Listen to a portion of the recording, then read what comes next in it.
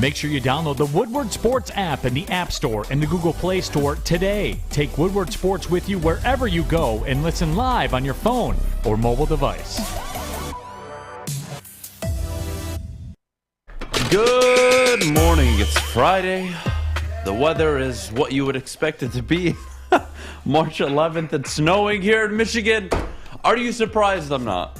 I'm really not. My goodness. What a game last night for the Red Wings. What a day in the NFL for the Lions. We got a lot to get to. But we'll start with the Detroit Lions. Trey Flowers. Jeff, Trey Flowers officially cut from the Detroit Lions. About damn time. I think we all kind of expected this. Yeah. I know he was deeply offended that people were excited that he was cut. I'm not sure why he was offended. You were paid to leave. Millions of dollars, may I add.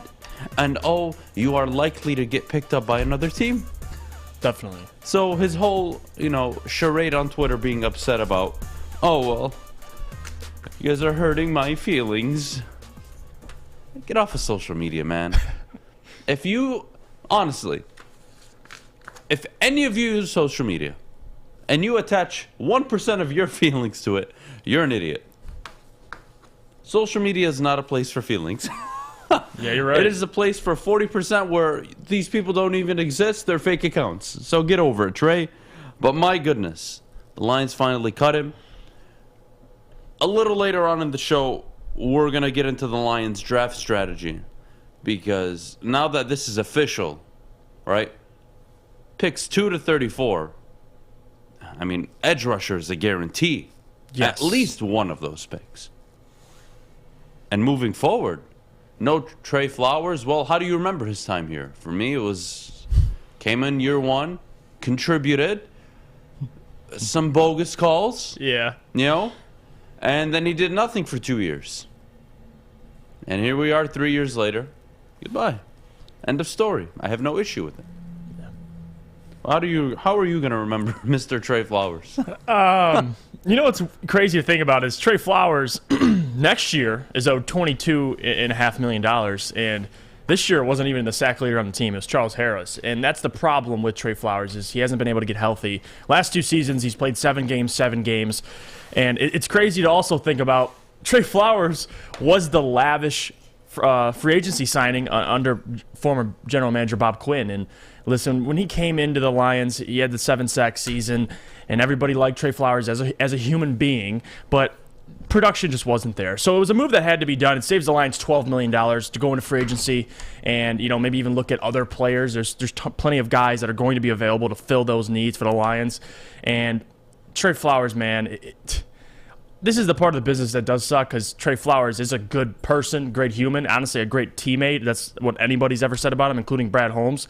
But the reality is you're not paying Trey Flowers $23 million in a second year of a rebuild to get you 3 sacks a year. So I'm sorry, Trey Flowers. Probably going to go to the New England Patriots, I would assume, take a discount. But for the Lions, they had to do this, and this is inevitable at some point. We talked about this. They're going to do this. I think they had $20 million in cap space. This bumps them up into the 30s, closer to 40s. So smart move by Brad Holmes. They had to get it done, and I think it opens up more clarity in the draft. Definitely going to go after an edge rusher, no doubt about it. Well, you know where the team's needs are, right? They need a pass rush. They've been bottom of the league for, 4, 5, 6 straight years now. It's been underwhelming at best. Yeah. They're going to need to go for an edge rusher. And whether it's at 2, 32, 34, I don't think that's important right now. Are they a lock for an edge rusher at 2? I mean, most likely. Jacksonville will dictate their draft strategy from a standpoint of are they locked in, committed at 2, or are they really looking to trade back? And in a draft where there are no quarterbacks going in the top 5, well, that makes trading back a little bit tricky. Yes. And if you do trade back, if you're the Detroit Lions, you need to understand that you aren't going to get a haul of picks. So what are you willing to receive to trade back 4, 5, 6, 7 slots? Who knows? Where you lose control over the board and you lose control over who you can select, and you're in a position where you're hoping or playing the chess game of, I believe this player will fall to us. That's a whole different game. Who knows? But I'm not sure how I feel about Trey Flowers. He's just a player that came here with high expectations, looked pretty good on the field year one, struggled to stay on the field for the last 2 years of his Lions career or Lions stint, and that's it. Bye. It sounds like Brad Holmes just patching holes. He's a cap saver. That's what he is. He's a number. He was not going to perform for this team next year. It was not going to be a thing. He wasn't part of the long-term project. I don't have any issue with it. I thought it was the right move. Now it depends. Now the Lions are going to need to figure out what they're going to do in free agency. Yeah. They have some money. We brought up Allen Robinson yesterday. So I'm going to shift gears now with Trey Flowers officially cut. What does that say about the Lions and the wide receiver market? Or maybe they're going after a safety. They haven't shown their hand. They're not really telling you. Maybe you kind of have a feeling they're going after a wide receiver. But where's the money going, Jeff? And if it's not Allen Robinson, well, what are they spending on in free agency? I think just getting the books right is really their number one concern right now. And cutting Trey Flowers allows them more flexibility in free agency. Do they sign Charles Harris? Do they, go out and sign an Allen Robinson? I think all that is yet to be seen because Brad Holmes hasn't gave any indication of what he's doing. You've seen the reports. The Lions want to get a number one wide receiver. Maybe that is Allen Robinson, but I don't think it's for $16 million a year. So we'll see. I think the Lions, that money's probably going to most likely go to, maybe they re-sign Charles Harris. Maybe they pick up some guys, some depth positions in free agency. I don't think they make any splashes. Maybe they do get an Allen Robinson, but that's probably the closest thing to a splash they're going to get, to be honest. I know they were interested in Bobby Wagner as well, but so is the rest of the NFL. So Bobby Wagner probably is not going to come to Detroit. He's going to have his pick of all the cream of the crop. He's going to go to, he's going to have Kansas City. He's going to have Denver with his old quarterback. L.A. I don't think he's going to Detroit. So definitely just Brad Holmes. This is a move to clear up money. It's the right thing to do. So next year, when you are ready, you have the money available. So well, I appreciate what Brad Holmes did because he cut him now, even though it's not official till June 1st. Mm-hmm. But he did it now so he can start looking for a new home. I love that. I think that's super professional. I think that's how you want to go part ways with somebody. You want to make it fair at least, or as fair as possible. And he'll have a market. And he'll have a market for himself, yeah, but is there an edge rusher you see the Lions going for in free agency? People brought up Chandler Jones. I mean, he is a very underrated edge rusher, but he's so old. I mean, are you in a position where you're trying to win now? I don't believe so. I don't think you're all in yet to be going for that kind of move. But Marcus Williams is a name that's going to continue to circle. And my question to all of you is, why the hell would you do that? Why? Why would you pay Marcus Williams? Jeff, could you remind me? My brain is not working this morning. What round was he selected in? Selected late in the second. What round was Tracy Walker selected in? Late in the third. What are you guys thinking? What are you going to have to pay Marcus? Probably $15 million a year? Oh, my God. Double digits, I would vomit. Yeah. I mean, that's... I'm not paying him he wants top-tier safety money. Unless I'm trying to get him for a 1-2 year rental and cut him after.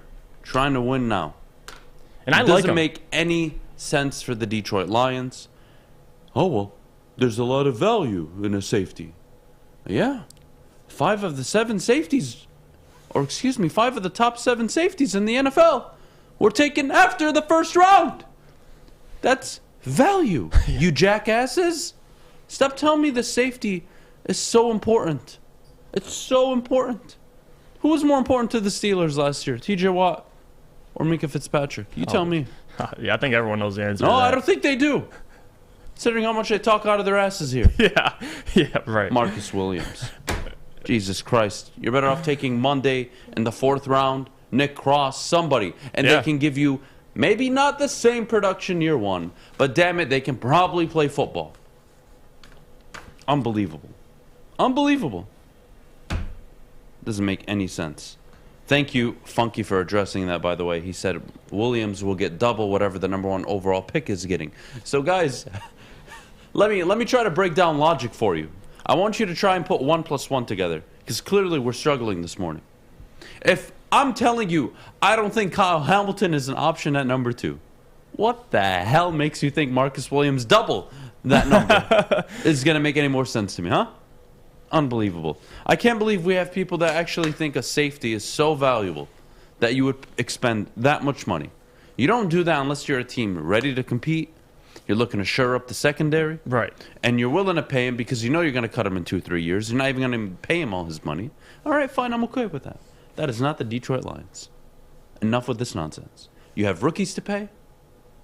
You have a quarterback that you still aren't sure what you're going to do moving down the line, but you kind of feel like they're going to restructure him and maybe extend him an additional year, at least before the end of the season. Who knows? I don't get it. I don't get it. There's going to be a safety available to you at 32. Yes. At 34. At 66. You'll be fine. You're not taking one at 2. You're not paying 12, 13, 14, 15 million for a safety. That is not even an option. My God, I'm ready to pull out my hair. Swear to God. It's just, you know, these people, you know what? These exact people that say the safety is so important and, you know, we need to go get Marcus Williams are the same assholes. They're the same people that back up Southfield because they don't know how to drive in the morning. And then I'm sitting there like trying to figure out how the hell I'm going to get through traffic. It's those people. Those people that are ruining the world, honestly. Those people need to be eliminated. If I was a dictator, that was the first thing I would do in office. Anybody supporting Marcus Williams signing, eliminated. Killed. Done. Anybody that backs up Southfield on my way to work, done. Killed. That's what a dictatorship under me would look like. Just saying. Hell, even as president. Democracy.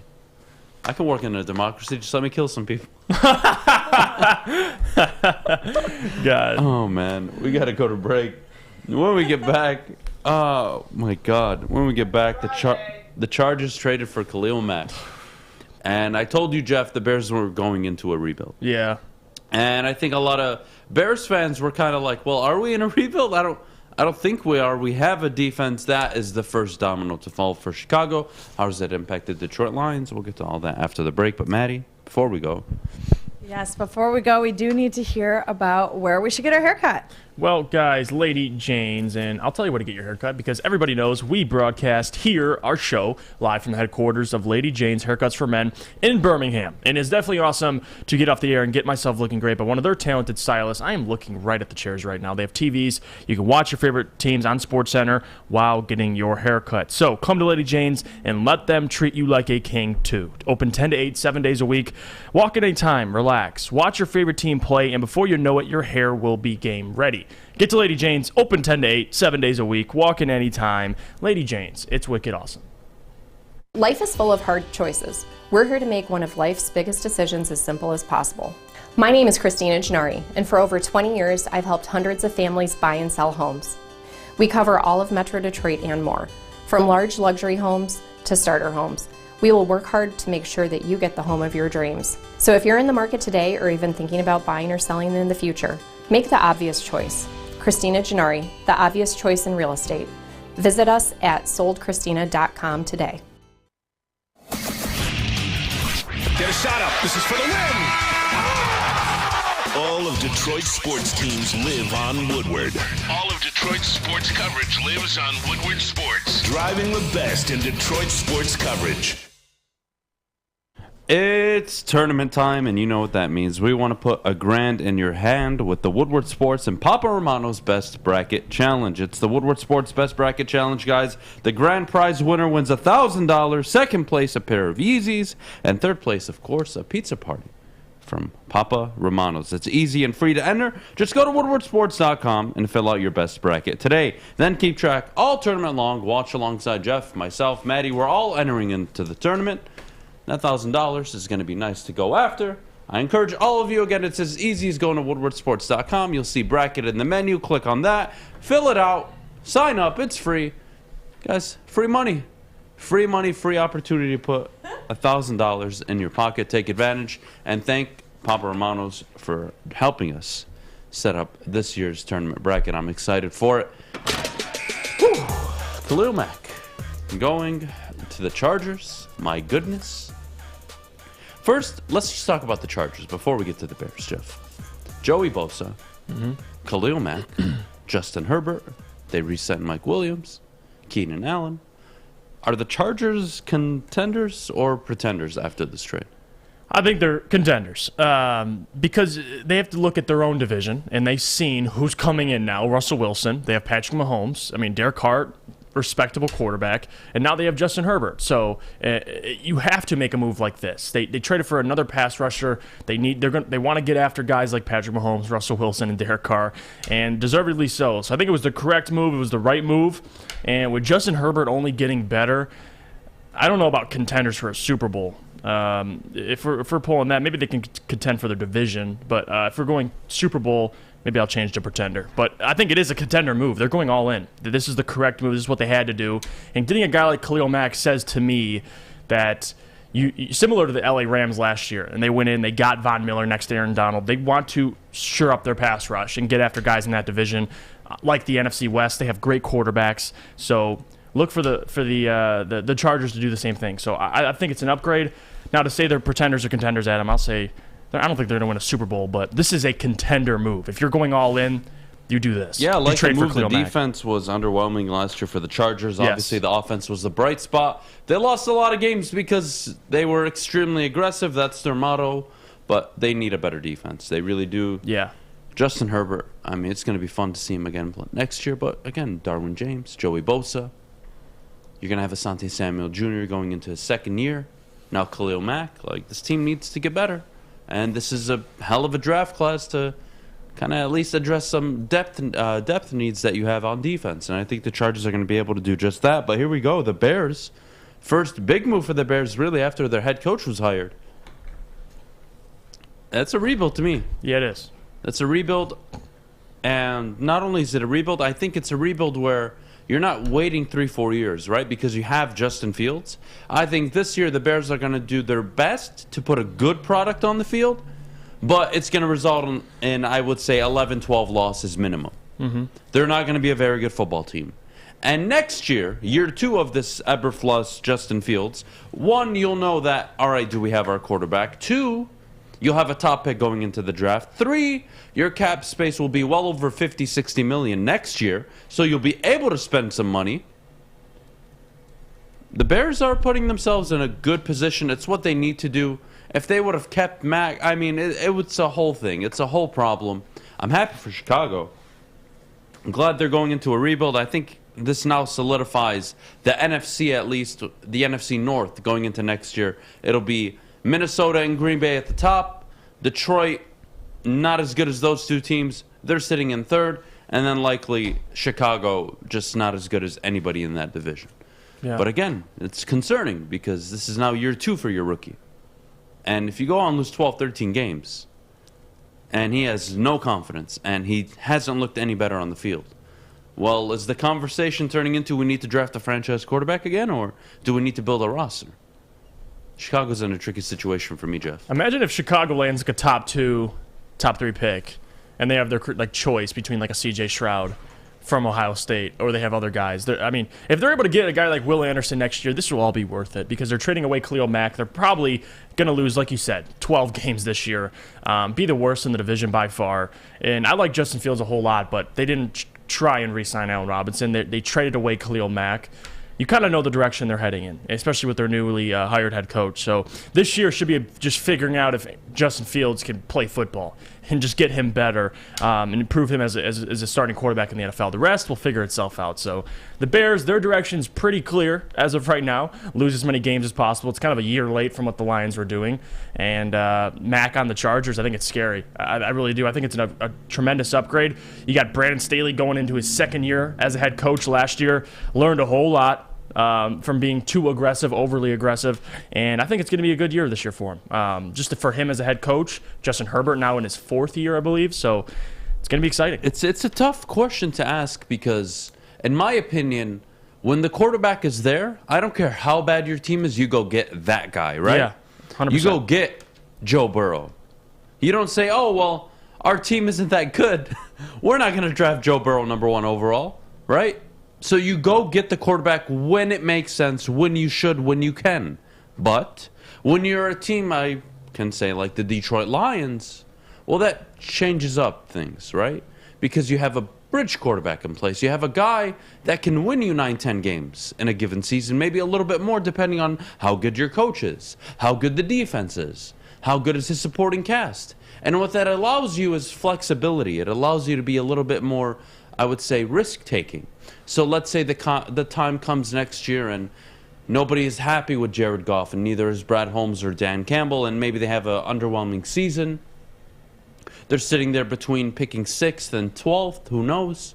Well, last I checked, they have multiple first-round picks next year. And they can trade a future if needed, depending on the market, to trade up and go get one of the top quarterbacks on the board in next year's draft. The Lions will be just fine.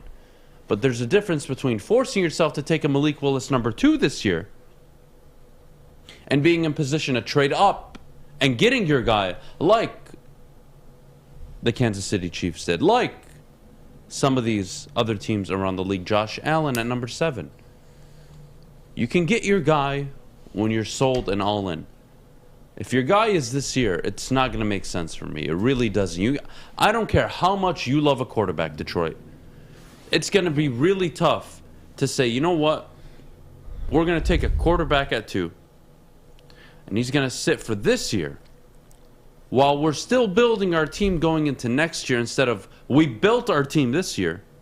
We have our quarterback, who's a bridge quarterback, yes, I understand. We can then position ourselves next draft to go up and get a quarterback and choose from there to sit him for a year or you start him right away. See, for me, that makes more sense. And for me, your roster will be so much more ahead that he'll be able to walk in, whoever that rookie quarterback is, and flourish. And right now, I don't think it's a situation in Detroit where you're bringing in a rookie this year and he will flourish on the field. I just don't see that happening, Joe. And people bringing up the Vikings, I didn't see this report. I don't know if you did as well. The Vikings have Cook, Kendricks, Cousins, Thielen all on the block. Really?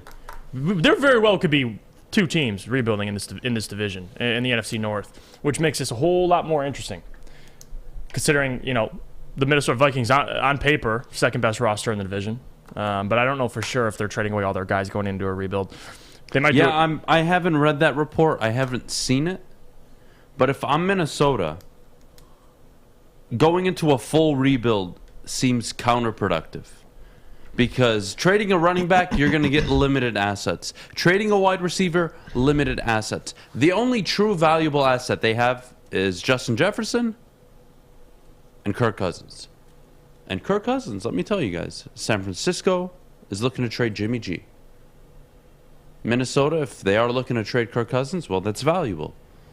But what's the difference between San Francisco and Minnesota? They have a young quarterback ready. Thank you. Which means what, Jeff? San Francisco can wait. Mm-hmm. They're in no rush to trade Jimmy G yet. What about the He's Colts? having off-season shoulder surgery. They're not in a rush to trade him. They're going to wait until they get the best offer they believe they can get. And it's the best offer, and not only best offer, but the best fit for their quarterback. But with the Vikings, they could care less. You trade Kirk Cousins, you snag a second and a third, a first and a fourth. Who knows? Who knows what the market is? But a desperate team, like an Indianapolis, like a Pittsburgh, even though I don't think Pittsburgh as an organization would make that move, but they are a team that needs a quarterback, well, then you have something.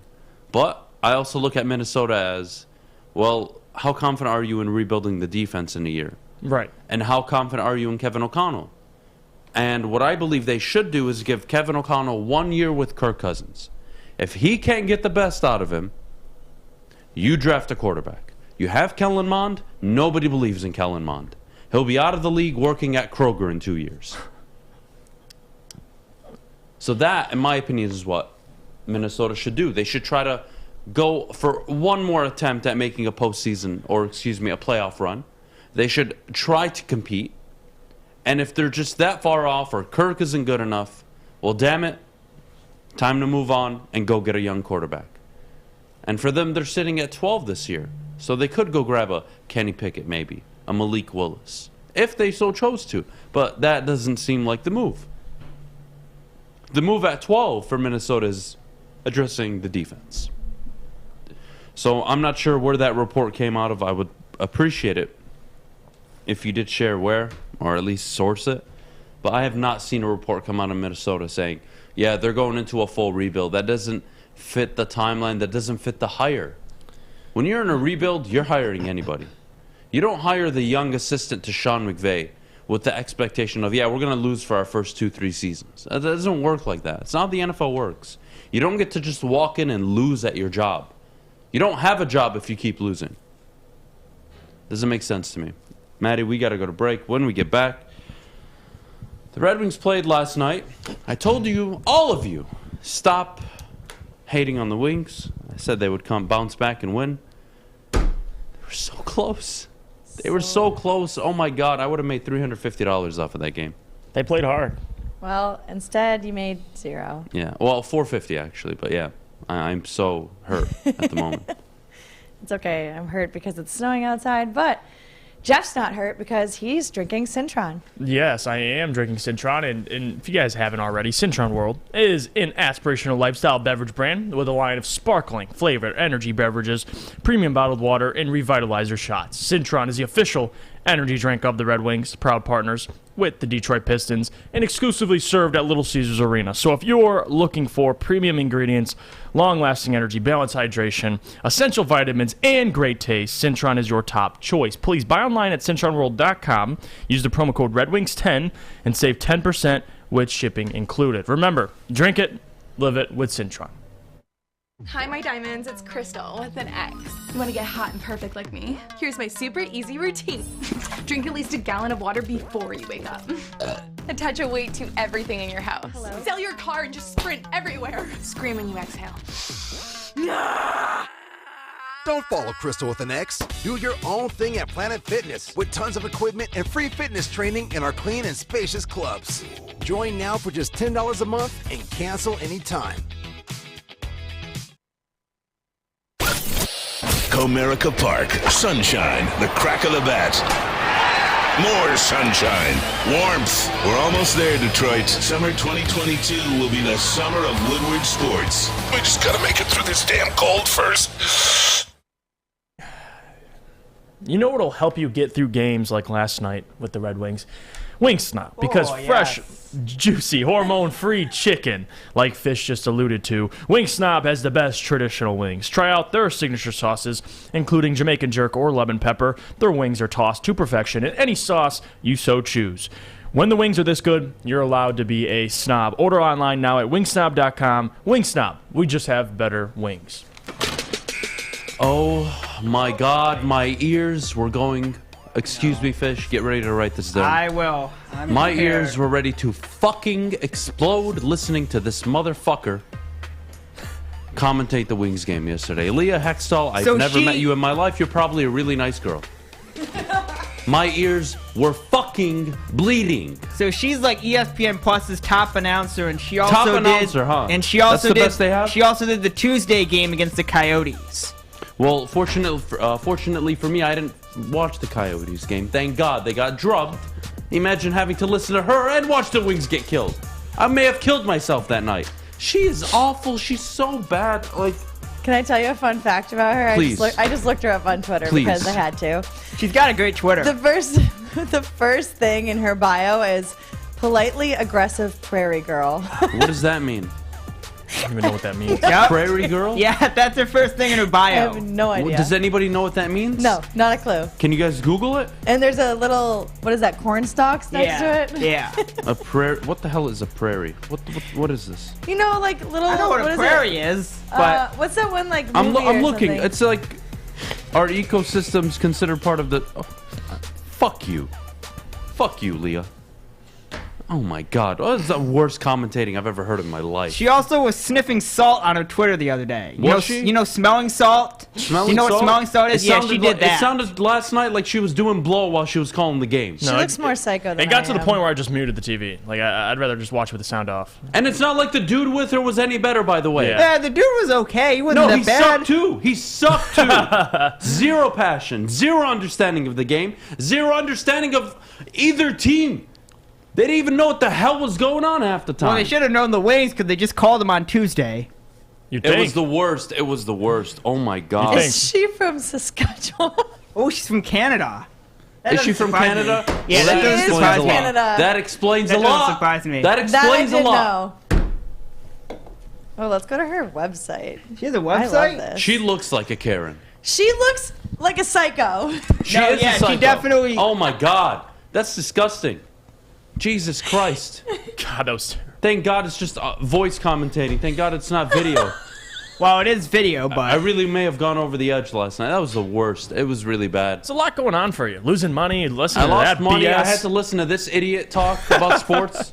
Talk about a sport she knows nothing about. And then you had to watch a shootout that was or at least heavily teams she knows one-sided. nothing about. I don't want to Were be you at least too drinking? dramatic. I don't know. Yeah, were you having some gypsy vodka or what? You were just sober watching this?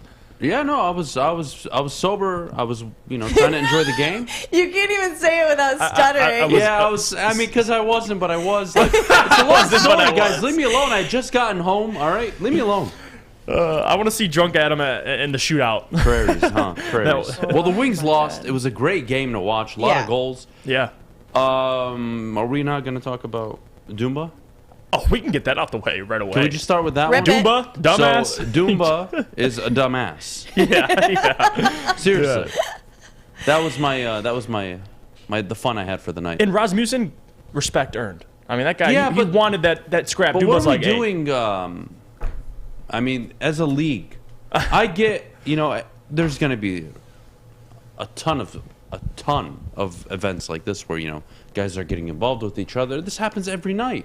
It is what it is. Everything leading up to what happened, I had no problem with. They were wrestling on the ground. But when somebody is on the ground after a fight, you stop throwing punches. Exactly. For the exact reason that their head is under ice, and that is extremely dangerous. What does this dumbass do?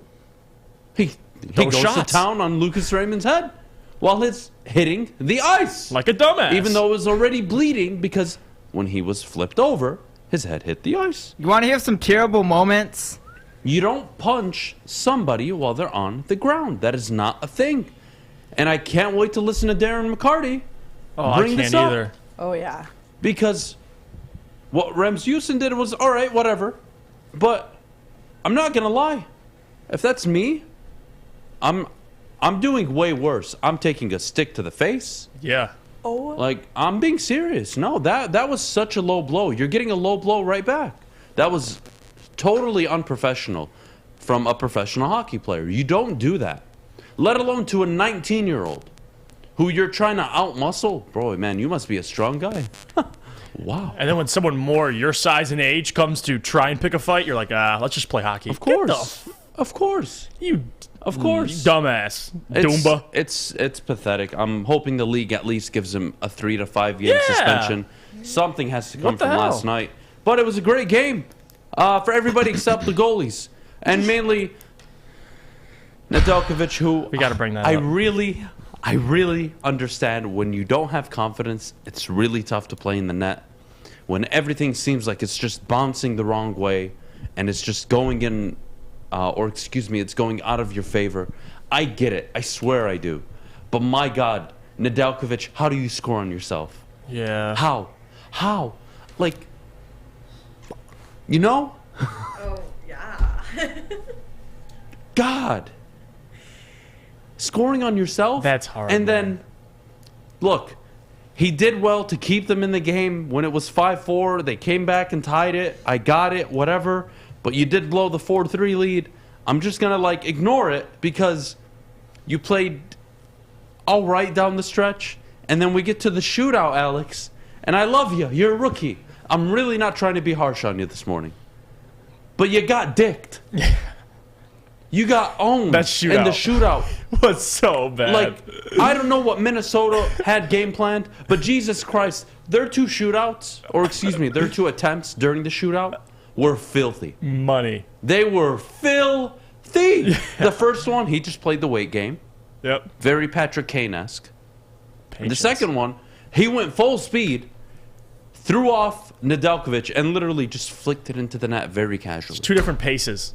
One. Unbelievable. It was so professional, so good on Minnesota's part. But Jakub Vrana almost pulled off something fantastic. Did you pay attention to it? No, I know he's got 3 goals in 2 games. No. What did he do? Did you know what he did in the shootout? He pulled off, or almost pulled off, a move we haven't seen since our good friend number 13 was playing for the Detroit Red Wings. He pulled the good old pull it back, toe drag, try to flick it past the goalie last night, and he almost got it. He almost did do it. It was a great move, great attempt. Almost pulled off a Datsukian shootout attempt, but it was a good night regardless. Lucas Raymond on the board twice, Varane on the board twice. That was a good game. Those are your goal scorers getting you goals. That's a great sign. You just can't keep anything out of the net. I don't know what the hell's going on. I know. I don't know if it's a confidence issue. I don't know if it's a coaching issue. All I do know is Blashill, these last 8 games, dude, you're making it really hard to justify why you should be the coach next year. That's all I'm going to say. That was rough. Maddie? I'm sorry. My dad sent me a 500 prairie pictures. Oh, wow. That's a good father. Yeah, that's all I got. But I also sent you the video of Leah Hextall doing smelling salts. Yeah. Are we even going to play this? That was on. Like, I don't even know if I want to hurt our viewers, honestly. No, Why but if you would we look do at that? it, you'll understand the prairie thing a little bit more, I think. All right, let me watch this, guys. It was on her Twitter. She was doing a game in Florida. I'll try not to. God. And by the way, what the hell is this? That's what I said. Same thing. By the way, Leah Hextall's 0-7, or the Red Wings are 0-7 when Leah Hextall's commentating. Yeah, no crap, because she sucks. She's a toxic witch. But can we say this? Can we say that it's not because she's a woman? She's just a bad commentator. Okay, can she we looks all like agree? the kind of woman that cuts off your balls in the middle of the night. Let's be honest. Is that a type of woman? Oh yeah, Yeah. they exist. Yeah. She's scary. Can we all agree that there's some men commentators that are bad too? Well, her co-man commentator sucked just as much as she did. Okay. Yeah, he's not getting a pass either. Okay, cool. But we're 0-7. You said when she commentates. Yeah. Oh, that's a problem. That's brutal. I'm gonna write a letter to ESPN. But you know what that means? You know what that strongly worded means? letter. You know what that means? We're getting a lot of national games, which is good. Yeah, but I don't want to have national games if she's commentating. Well, she I know. sucks. But I'm just saying that it shows you that the Red Wings are getting a lot of respect from the Fish, national when media. look, it's very hard for me to watch a game without commentary. I'm not one of those people that likes to listen without it. I can't do it. Yesterday, I had to watch that Wings game on mute. There's and it some was people that torture, do the radio because broadcast. that means I had to listen to my wife talk and watch whatever the hell listen to whatever the hell she was watching on the TV. Because I was sitting there on the couch on my laptop watching the game. Ah. And I had to listen to whatever the hell she was doing. Why didn't you just have her commentate the game? Who? Your wife. Have her commentate. There's only one person worse than Leah Hextall at commentating on NHL games. That's my wife. She knows nothing about hockey. Okay. God Maybe it'll damn be you, better. Fish. I don't know. God damn you. She's like, Leah Hextall's apparently like the first woman broadcaster of the NHL, blah, blah, this, that, and the other thing. I am just done with the I love that smelling for her. salt. Anyways. Weird commentating chick. Why can't we have the Red Wings girls do it? Huh? Oh, like Daniela Why Bruce? can't Daniela Bruce she's so good or the too. new Bally Sports girl? Why can't they co-commentate for the ESPN nights? I don't know. They just Who's have their Leah own Hextall? people. Who is she? She's from the farms in Canada? No, Saskatchewan. Tell her to go back. They're hosting the We Grey don't Cup. want her. Commentating Nobody hockey wants is her. tough. It is tough. Great. Yeah, don't do it if you true. suck. It's tough. Don't that's do what it I'm if you saying. Like, you suck. can't just throw somebody in there. So you're like, They gotta know why what don't they're we just throw talking the about. Bally Sports girl in there? Like, has she ever done it before? She might be just as bad, if not worse. I wish hockey had something set up like football, and they do Manning. Like, we can have like a DMAC cast. Just have DMAC talking Honestly, over they're better this. off having DMAC cast the game. Just starts. I what don't the hell? care. Like, she's Actually, so bad. that would be hilarious. Like a DMAC My cast. on the- ears were bleeding listening to this idiot last night. And I have other words I want to use, but I don't want to Well, you basically used all of them in the book. Huh? You've used all of them in the book, so just Yeah, go I know, for Fish. it. I know. We're just doing a really good job celebrating Women's History Month. We that's, are. That's all. And the Red Wings score a touchdown, Leah Hextall. But it's not I because swear to God, that's what it felt like last night. it's not because she's a woman. It's because she's bad. Yeah, that's but what, yeah, that's she what we're sucks. saying. She really does suck. Her co-commentator sucked just as much. I just received good or bad news. We'll see if we just got canceled. All right, play it. Play it. Oh, no. Play it.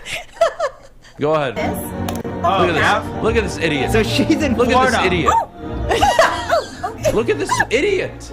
That's our commentator for when the Wings play on ESPN Plus. I want you guys to get a good whiff of that. She doesn't just That do wasn't Wings even games. salt. I promise you that was blow. Because you can't call a game as bad as she did unless you're doing blow. She does national games, but she just happened, oh, by the way, be in Detroit for 2 games in a row. I guess she called 3 games in a row.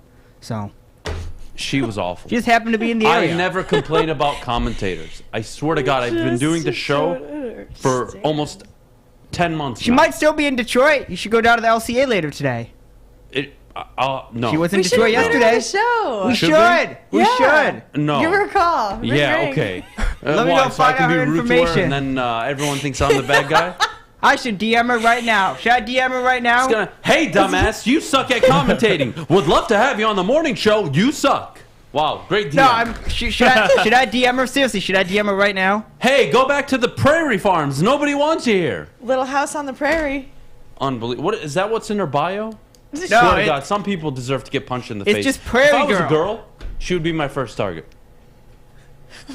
It's I just can't prairie punch her. girl. I don't understand. But if I was Maddie, I could punch her. It wouldn't be as egregious. Yeah, you can punch whoever you want. No, I can't. I mean, I can't just walk up and close fists swing at a girl. It's just not a thing. Can't do that. But if I was you, I could do it.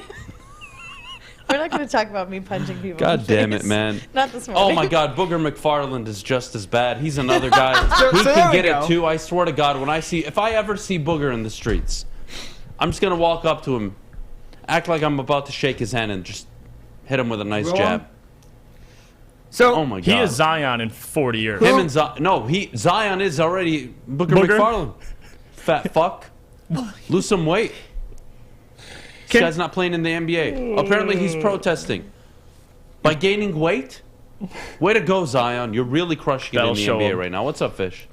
Can we have your list of best and worst commentator? Do like top 3 worst announcers, and then No, do your best 3. I want your hit list. That's what I want. do your My top hit and best list? announcers. I'll give my hit list. All right. So who's I want 1, your 2, hit and list. 3? Right now at the top of my hit list Is this for announcers or just anything in general? every No, this single. is all Okay. of it. Well, we have a general one, and, and I then we go don't into individual. like Okay. no states, no countries, like specific people. Yeah, it'll 'Cause be. We all know. They're the first and most important one right now. People that I would eliminate. Okay. Is anybody involved in the crowd of we need to either draft a safety at 2 or pay a safety $15-16 million a year? That's number 1. Pretty broad. Yeah, but it applies to all those people individually. I can't say all their names. Okay, that's we'll fine. be here all day. The second person, Leah Hextall. She's moved up on the boards. Wow. Off to number The third 2. person, whoever the hell is in charge of the roads here in Michigan. I don't know their name specifically. Whoever's in charge of the roads in Michigan, you get it next. Isn't it MDOT? no, I don't know. What's that lady's name? Isn't it a lady? Whitmer? No. No. Is Whitmer in charge of the roads? Well, she's in charge of quote unquote fixing the road, but Well, she's she's not. doing a horrible job. Whitmer's on the list. Or she's in charge Who of else is on the governing list? them fixing the Anybody that roads. drives on Southfield and has gotten into an accident in your life on Southfield due to your stupidity, you're on the hit list too. Booger McFarland's on the list. Who's 3? I'm already at 4, Fish. What about Joe okay. Buck? Yeah, Buck. I don't mind Joe Buck. Okay. I know Al there's a lot of Michaels, hate for Jim Joe. Nance. I don't love him like a Yeah, lot no, of I people agree do. with you. But I don't hate him. I mean, love he's him. not awful. Oh my God, I can't listen to him. Someone said Aqib Talib doing Lions games. Aqib Talib is really good. I was gonna say He's really I good. like Aqib Talib. I didn't know people He's actually really Oh informative. no, there's a lot of people that hate Akeem Talib. That he's just too basic and doesn't know Oh football. my God! No, they're wrong. I want Sean Payton calling football games next year. Sean Payton would be Ooh, great. that would That be would be good. fun. That would be great. Doing Saints games. All right, guys. Well, I'm probably getting canceled by the end of the weekend, so it was a pleasure hosting the morning show with all of you. I will probably not see you Monday, so we're just going to talk about Guardian Alarm and go to break before I get a call. So, Well, yeah. We're talking about the worst, announcers, commentators. I'll tell you about the Stay best out. defense. Stay out. The worst announcers stay out. And you know who will help you keep them out? Guardian Alarm. Guardian Alarm, they get it. Good defense on and off the field helps you feel secure. And Guardian Alarm also has state-of-the-art technology that helps you feel safe all with 24/7 local monitoring. Guardian Alarm also has convenient features that lets you check in on your home, control lights and temperatures, even detect smoke or carbon monoxide. It will even let you unlock and lock doors. Call 800-STAY-OUT today. That's 800-STAY-OUT. Guardian Alarm has been trusted Leah for over 90 years the at hell keeping out. families safe. Get out, Wales. Leah Hextall, suck a dick. He's going deep, right side. Oh, that is Edwards out there. He goes up in the air at the goal line. Hey, it's Brandon Edwards here, wanting to welcome the sports marketing agency to Woodward Sports Network, to the family. Glad to have you guys. For the last decade, the sports marketing agency has literally leveraged athletes around issues such as mental health and substance abuse.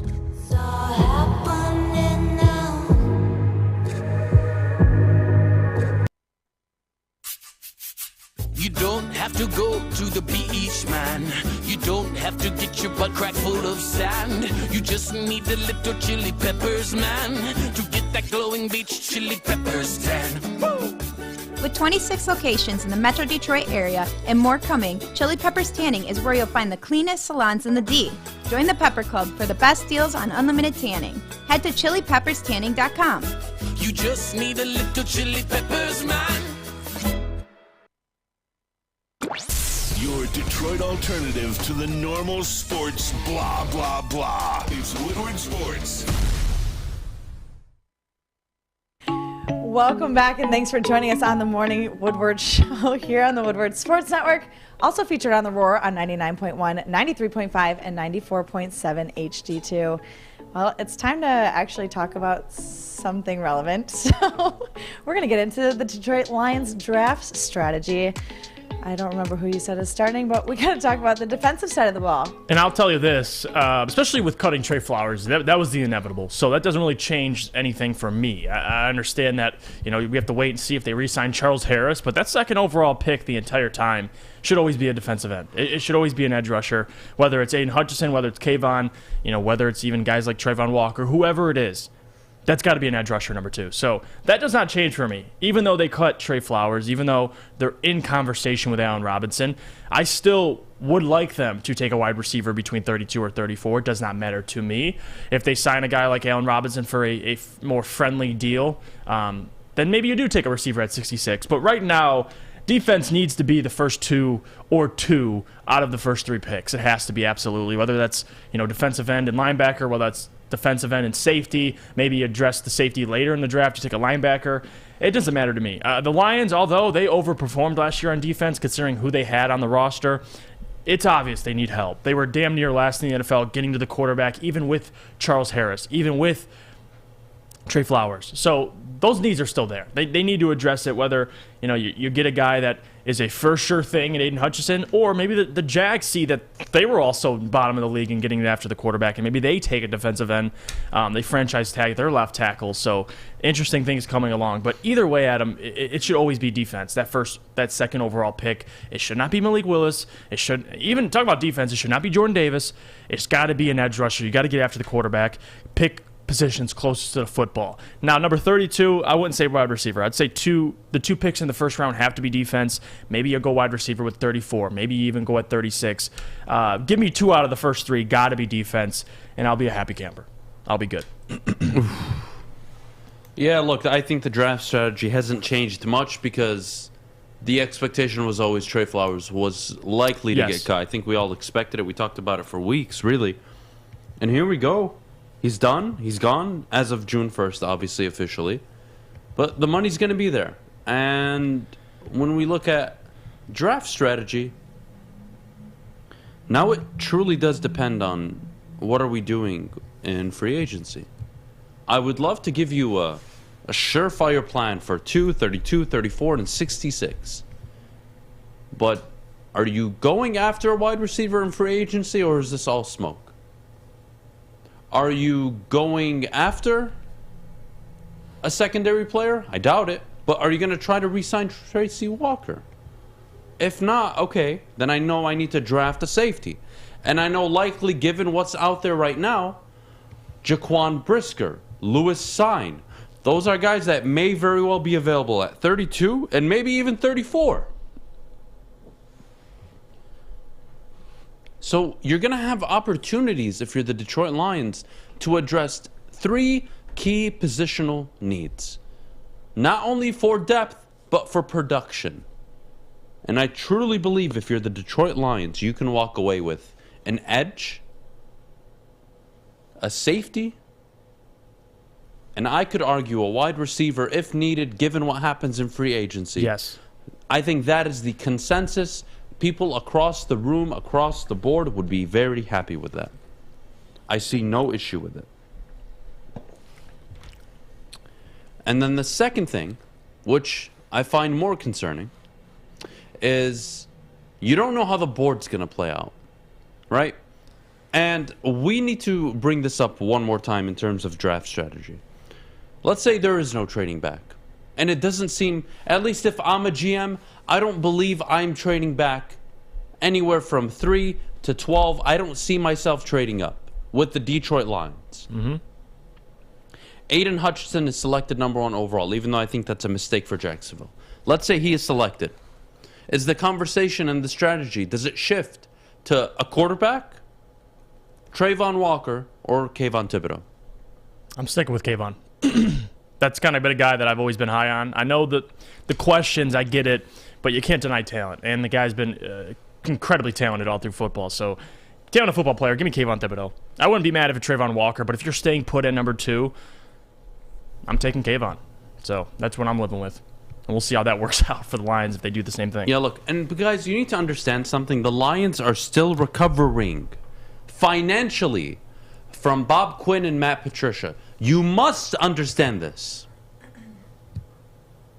And even if I say I think Allen Robinson is a good move, well, it needs to be a good move at the right price. Not at 17, 18, 15 million even. It needs to be a very friendly deal where the player is guaranteed a lot of money, but the salary is not what a premier wide receiver would be getting.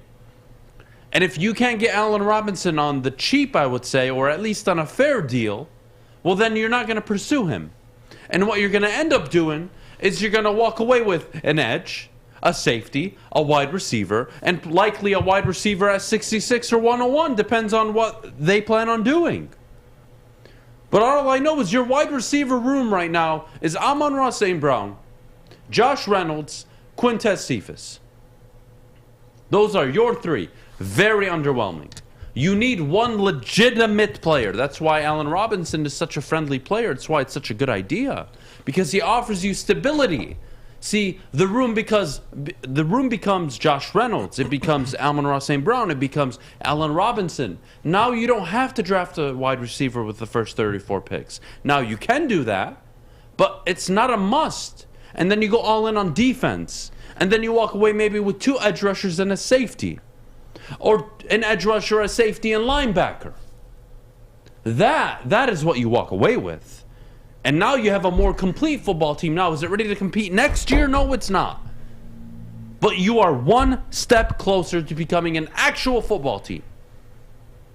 And there's no reason your football team next year can't win 7 to 9 games.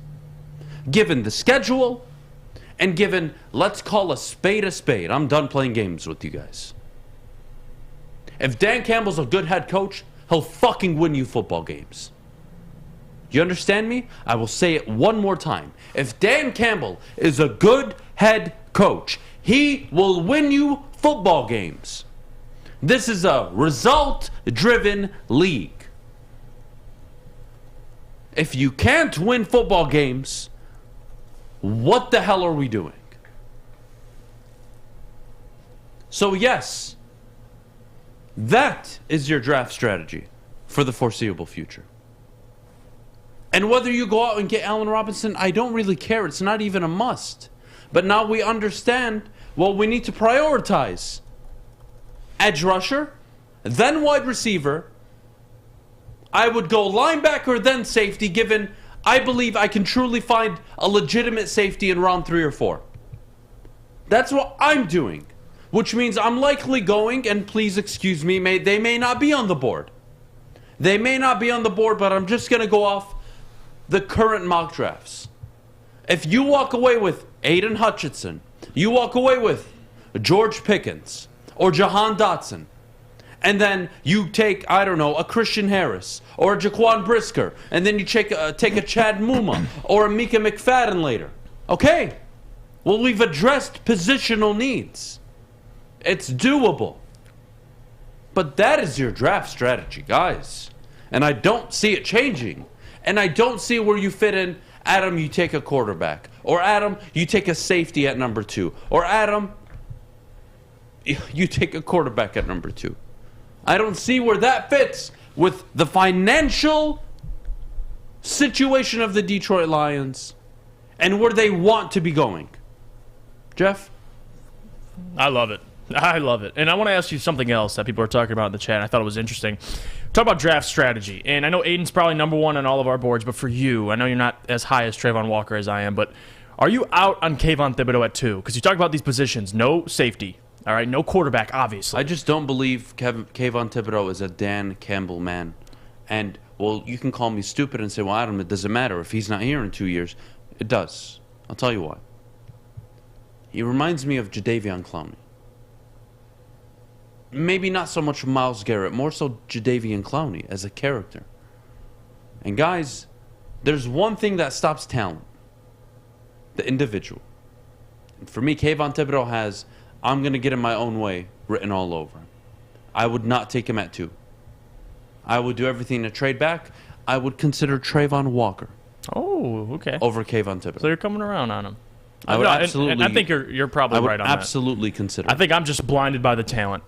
Maybe I he got is so talented. And a part of me feels, and maybe I'm wrong for thinking this, but a part of me feels that a guy like Kayvon could go to a culture like the Lions are kind of building right now with Dan and maybe change a little bit of his mindset. And I get what your point is. The only person I can get in Kayvon's way is Kayvon.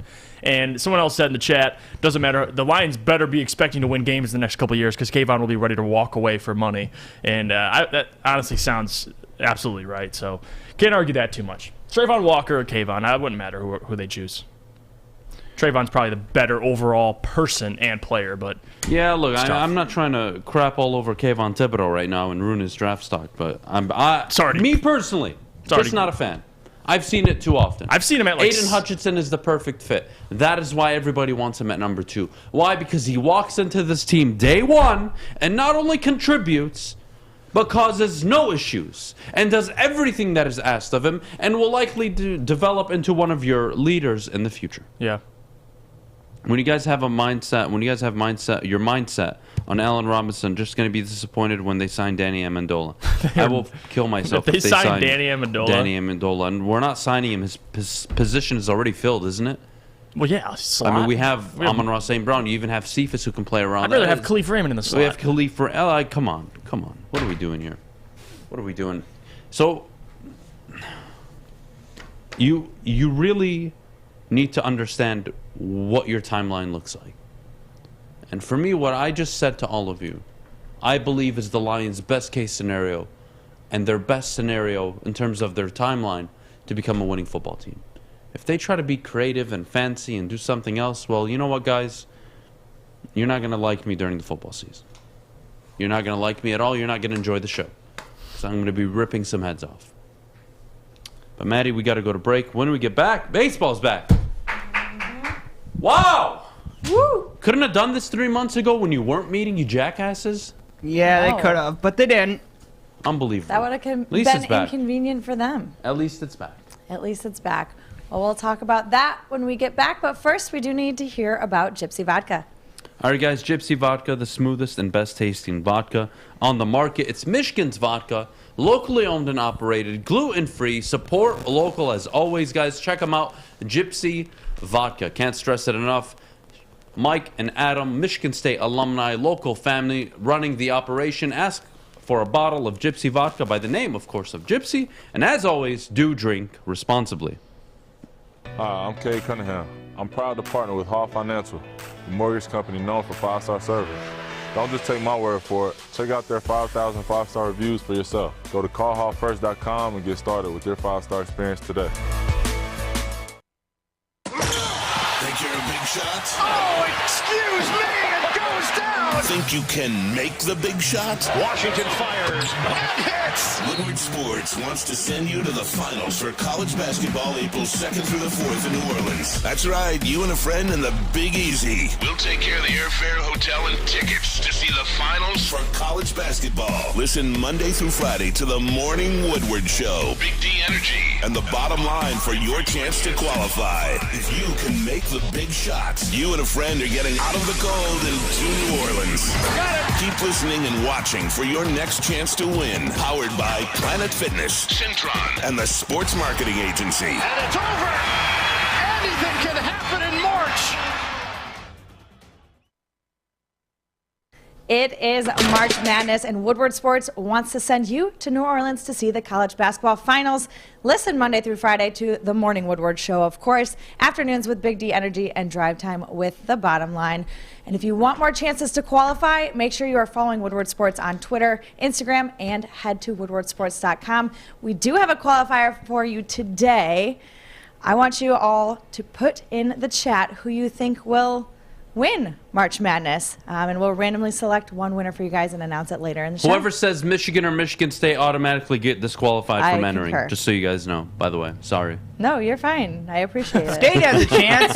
State has a chance. Anyways, Michigan doesn't. Baseball is back, Baseball is and back. we may not lose opening day for the Tigers, which is Rob Manfred.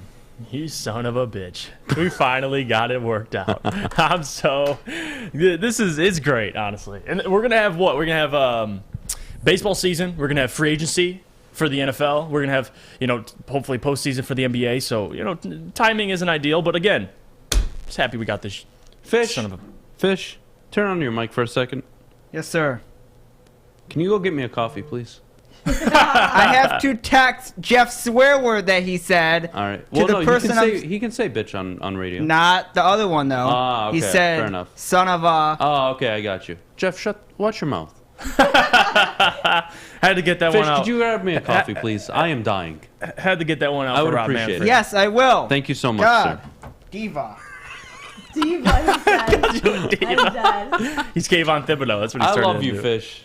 I love you, buddy. Thank you. Baseball's back. I'm really happy, to be honest with you. I want to address two things. Okay. We'll get to the Tigers and expectations. Free agency. Are the Tigers making any moves? Well, we can talk about Carlos Correa, and they have the money for it. They're $116 million under the tax. Everybody wants them to. They have the money.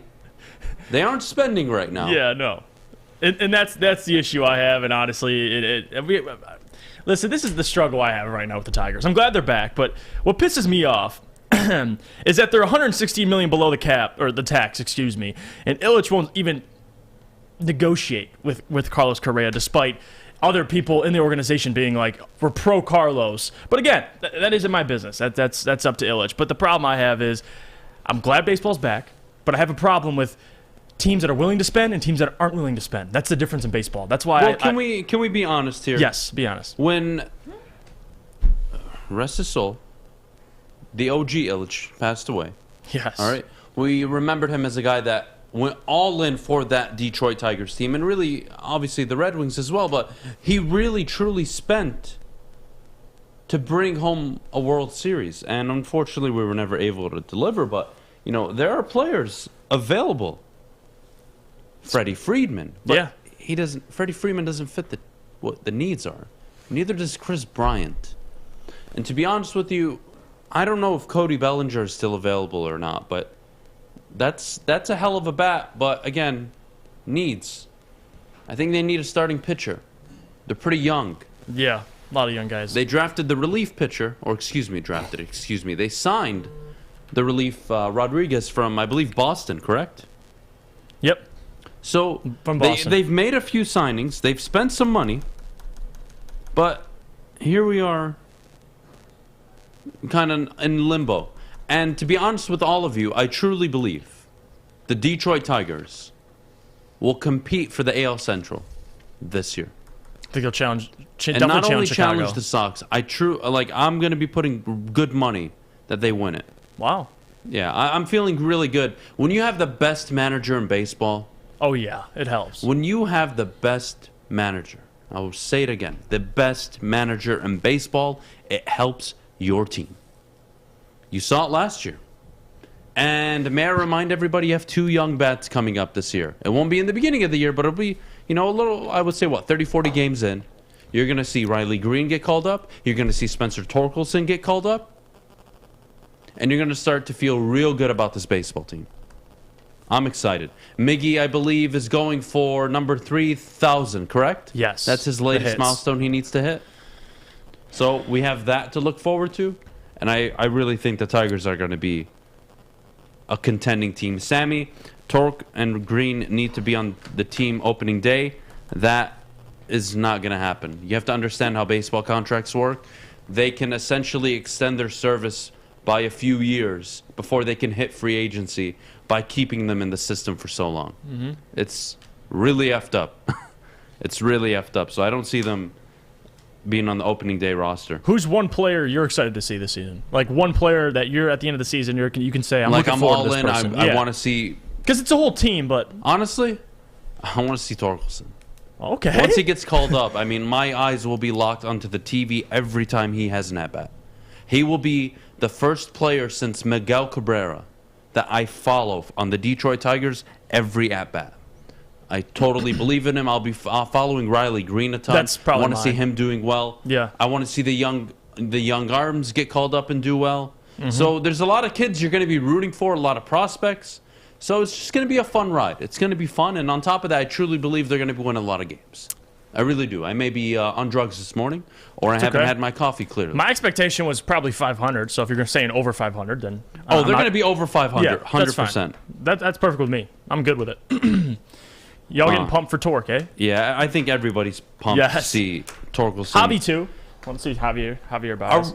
Okay, we're on baseball for how many more minutes? We got 4 or 5 minutes. Guys, I have a question. Totally random. I did not plan this. I apologize in advance. Are we going to do anything about center field? I'm being serious. Or are we just going to let it play out how it is? It already cost Miggy like 50 to 100 home runs. Yeah. Are we just going to... Is that like the... Comerica Park? It's beautiful. Don't get me wrong. I love Comerica. Are we ever... Do you think that's a thing? Do you think they would ever shorten center field or no? Never, never, never. Probably not. Hopefully so, but probably unlikely. It's only screwing Miggy over, so it's fine with it. You guys do not want to know how much money I spend on coffee. I make my own coffee every morning, and that's never enough. So on top of that, I'm buying more and more. I'm a coffee addict. I'll fully take responsibility for my caffeine addiction. I have no problem coming out publicly and admitting I have an addiction problem. I love that for you. And if I can come out and admit I have a caffeine problem, Leah Hextall can come out and say I fucking suck at commentating hockey games. Right? Yeah. I'm not asking for much here. I'm being a very reasonable American right now. You know? I'm saying how I feel. It's reasonable. Freedom of speech. I haven't said anything awful. It's okay. Somebody in the chat earlier said that they don't want her back in Canada. So. Good. I don't blame them. I don't want her in America. I'm glad we both agree on something. See? Oh, did you kill her already? What is it? Did you kill her already? No, not yet. I thought that was the cops. I'm like, we're canceled. You're canceled. Over. You're done. For some reason, I feel like coffee is the code word for cocaine. Well, you're not far Thundercat, off. you may be correct on that. I guess right. The new... Really? So in the new CBA, did they fix that for players, Charles? I have not read through the whole new CBA yet. I have not. If you're telling me they're going to be a part of opening day, I am going to be a kid on Christmas morning. I am going to be ecstatic. I hope that is true. It makes you more excited now to see these guys play. So what do you mean? It makes me more excited. If they can start immediately in opening day, I'm excited to see. 100%. Yeah, 100%. Green. I'm good with it. I am good with it. I have to read the new CBA. I honestly didn't even know the details like that. I love this. Teams that promote prospects to opening day roster will also be eligible to receive bonus draft picks if the player finishes in the top 3 of Rookie of the Year or top 5 in MVP or Cy Young. That is incredible. And I think they get money bonuses, too, for winning those awards. That is incredible. Thank you. They finally reward teams instead of punishing players. I love that. Fish, I love you. Come up here. Give me a hug. I need a hug. Come here. He just Look hurt at this. Guys, You need come a lot. here. Give me a He's hug. scared to Give me a hug you. Give me a hug. It's my best friend here. This guy got me a coffee. He knows I'm having Regrettably. Oh, come on. Nobody's nicer to you in this building than I am. That is so Fish, false. just shake your head. What? Fish, just shake your head. He can speak for himself. Who's the nicest person here at this network? Just say Adam. Just You at times. Oh, come on. All right, and not at times. Just in point total. at him. Just point at him. Who's the best person here? Okay, you just changed your question. I don't care. The nicest, the best, doesn't matter. It's all the same. Fish, it's clearly me. Come on, Fish. It's clearly me, Fish. All right. Get the hell away from me. Get the hell away from me. Go back to the booth. Go back to the booth. Oh, I love it, man. You gotta love Fish. Got your Oh coffee. my gosh. Anyways. I love that they're... Go ahead. No, you go ahead. I love you that go they're, right ahead. I love that they're actually making this a thing because I remember growing up as a child, I was frustrated with what the Nationals did. I'm not even a Nationals fan, but what they did with Steven Strasburg and Bryce Harper. It was a very similar thing. The Cubs did it with Chris Bryant. Mm-hmm. Very frustrating when there's a guy that your fan base wants to see and you're not giving it to them. Why? Because of a few $1 million an extra year on the contract. So annoying. Love it. And I think the average Love salary that. went up like 24%. Great job, baseball. Great job, baseball. Well done. You get a it round of only applause. took Clap it up you for baseball. canceling the first 2 weeks of baseball. Way to go. Yeah, but they're still Right. playing. They're extending the season by 3 days. They're still Yeah, I'm playing okay all with that. I have no 162 issue with it. games. We got to go to break. Before we go, though, I want to announce the winner of the qualifier. Oh, go ahead. Go ahead. Yes. Though I do not agree with who he chose to win the tournament, Charles McLean. Congratulations. Who You did he are the pick? qualifier for today. Huh? Who did you choose? He chose Duke. Oh, I'd love that. not a I hope bad Duke shot. wins it all. I don't hate it, but I don't think that it's going to happen. I hope the refs cheat and just allow Coach K to go off in the sunset as a national champion. Yeah, that'd be Seriously, sweet. That'd be awesome. Especially I'd love that. losing his last I like the home storyline, game. but yeah, I just don't see it. Well, I'm going to be betting on Duke. Of And where I'm course going to be you betting are. is on Of course you my are. bookie, guys. Sign up today using code Woodward. Bet from anywhere, anytime using my bookie. Take advantage of their exclusive dollar-for-dollar offer using code Woodward. You put in $100, they'll match you $100. You put in $200, they'll match you with $200. Guys, check them out, my bookie. And as always, if you have a gambling problem, please call the Gambling Problem Hotline at 1-800-270-7117. Hi, my diamonds. It's Crystal with an X. You want to get hot and perfect like me? Here's my super easy routine. Drink at least a gallon of water before you wake up. Attach a weight to everything in your house. Sell your car and just sprint everywhere. Scream when you exhale. Don't follow Crystal with an X. Do your own thing at Planet Fitness with tons of equipment and free fitness training in our clean and spacious clubs. Join now for just $10 a month and cancel anytime.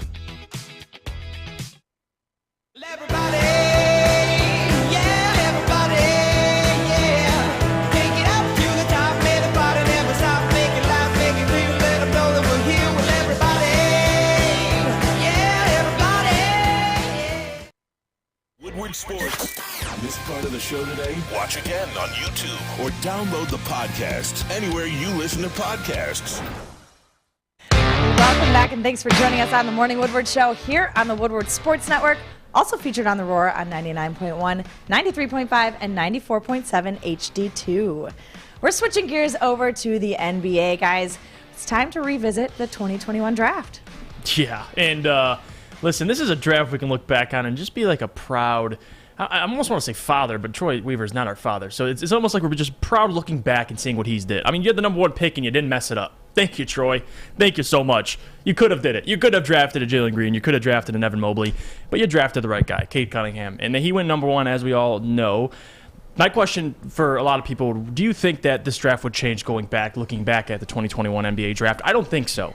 I think it still goes Cade, Jalen, Evan Mobley, and Scotty, and then Jalen Suggs, number 5. And Josh Giddey went number 6, which was a surprise to everybody. Now that you see him play basketball, doesn't surprise me. He's won multiple Rookie of the Months. I know it's in the West. There's not really any competition out there. But the reality is, still pretty damn good. So looking back on it, Cade Cunningham is clearly the best player in this draft. They're all going to be great players. Cade, Jalen, Evan Mobley, and Scotty are all probably going to be future All-Stars. So you wouldn't change the draft order? I would. You would trade? I would. Who would you Cade change? 1. Yep. Cade 1. I think the Rockets... Scotty Barnes 2. Mobley 3. Jalen Suggs 4. Giddey 5. You think Jalen... Franz Wagner 6. Zaire Williams, Jeff's 7. face right now. Kaminga, 8. Listen, I hate Jalen Green as much as the next guy. I'm not done, damn it. James Bouknight, 9. And then the Pelicans can get Jalen Green. You're like slowly. They can get Jalen Green. They can go F themselves. They can enjoy Jalen Green for the next 10 years. No, actually, I agree with you. He sucks. But the reality is, man, like the Rockets, they have bigs. I like Scotty. But when's the last time we saw the top 6, outside of Jalen Green? But where you're feeling really good. Like, Pistons fans feel really good about Cade. Cavaliers fans feel real good about Evan Mobley. Yeah. Raptors feel really good about Scotty Barnes. Magic fans are really excited about Jalen Suggs. The Thunder fans are really excited about Josh Giddey. The first 9 picks are home runs. They all truly hit. Yeah. And you go towards the end of the first round, I mean, it's a bunch of misses. It actually gets really bad. It actually really gets really, really bad, to be honest with you. Like, there's nobody. It's really the first 7, 8, 9 picks were really good. And everybody else sucked. Yeah. You got Jalen Green, I think, really, if I'm a GM and I was evaluating talent, I'm looking at Jalen Green. I'd probably take him in the end of the second round or something like that. You sign him as an undrafted free agent, whatever it is. No, you know what makes me happy, though? Now that we're in Detroit, this has been a constant narrative for all these franchises. We are confident with who's selecting, and I had this conversation on the Heavyweight Podcast, which will be coming out later today, and it's such a great conversation to have, because whenever have we ever been confident in who was in charge for the Pistons, let alone the Lions, let alone the Red Wings? Now with the Pistons, I was never worried at number 1. I mean, they had their choice of the best player and who they wanted, similar to what the Lions will do at number 2, but I was never worried because they took the best player, and with Troy Weaver, and we mentioned Stan Van Gundy in previous years, you took Luke Kennard. When Mitchell didn't miss a single shot in the pre-draft workout process, but you still took Luke Kennard. So honestly, it's crazy to look back and think how many misses the Pistons had in previous drafts, and in the second draft, with Troy Weaver. And I get Killian Hayes. We still don't really know. The product's still yet ruled out, and I think he's going to be a fine player. But you had the number 1 pick, and you nailed it. So that's all I can take away from it. I trust Troy Weaver. I sleep great at night knowing this man is going to be in charge of the Pistons. So I'm good. I like what they did. And like you said, Adam, the first 10 picks of the draft, I don't think I'd change a single thing. I think this is some really good context. Wasim brings this up. Last time this happened was in the 2003 draft. Of course, not as great, right? It wasn't a Melo, Wade, Bosh, LeBron. But you're the first 7, 8, 9 teams this year. You're pretty happy. Houston, look, to be honest, I have to be fair. Jalen Green did go off the other night. 32 points, looked pretty damn good against the Lakers. Yeah. It was his first good game of the year. Congratulations, buddy. Only took you 70 games, but hey, it's all good, It's all good. Everybody has a game every now and then. But yeah, I think we all saw what Skip said about Jalen Green. Your opinion on Jalen Green, honestly, moving forward. Forget the Detroit banter. Obviously, we were going to give him a ton of crap, but can Jalen Green fill that void or that expectation of, I'm going to be that guy for Houston? Because if James Harden couldn't do it, Yao Ming couldn't do it, Tracy McGrady couldn't do it, the hell's this kid going to do? And the problem with James Harden couldn't do it, and he's levels above Jalen in terms of playmaking. So that's the issue. Can Jalen Green develop that part of his game? He's a tremendous scorer. I'll give him that. He's second in the rookies in scoring, so we know he can score. The problem is his assists and his rebounds and his defense. He's never had that. He's starting to come along on other things. He's averaging more rebounds. He's averaging more assists. So it's almost like he's watching Cade in Detroit, and he's like, I got to play like that. I got to have a complete game like that. Eminem makes a good point. Too early to say that it can be the 2003 draft. This class is looking great. Yeah, I agree, but we do have to realize coming out of the draft, these guys in this class were not revered like those guys. That's the key difference, right? They can maybe be all-stars. They can all maybe be Hall of Fame basketball players, sure. But going in, they were not surefire Hall of Famers like a Melo was considered coming off a Syracuse national title. LeBron James, Dwayne Wade. Chosen one, Come on. I think there's a clear difference between this class and 03. But, I mean, this deep, this good, this early? I mean, weren't Luka and Trey taken in the same draft? Trey and Luka, yes. They were traded for each other essentially. Like it's weird to think about that, but the picks were swapped. Yeah, the picks were swapped. Yeah, not the players. Because that draft was actually pretty decent too. So that one you had DeAndre Ayton, you had Luka Doncic, Jaren Jackson. I mean, he's not the greatest player, but he's a good player. Yep. Trey Young, Colin Sexton, Shai Gilgeous-Alexander, Michael Porter Jr., even Grayson Allen. I mean, it's not awful. Yeah. It's not an awful first round. Jalen Brunson's in that draft, so.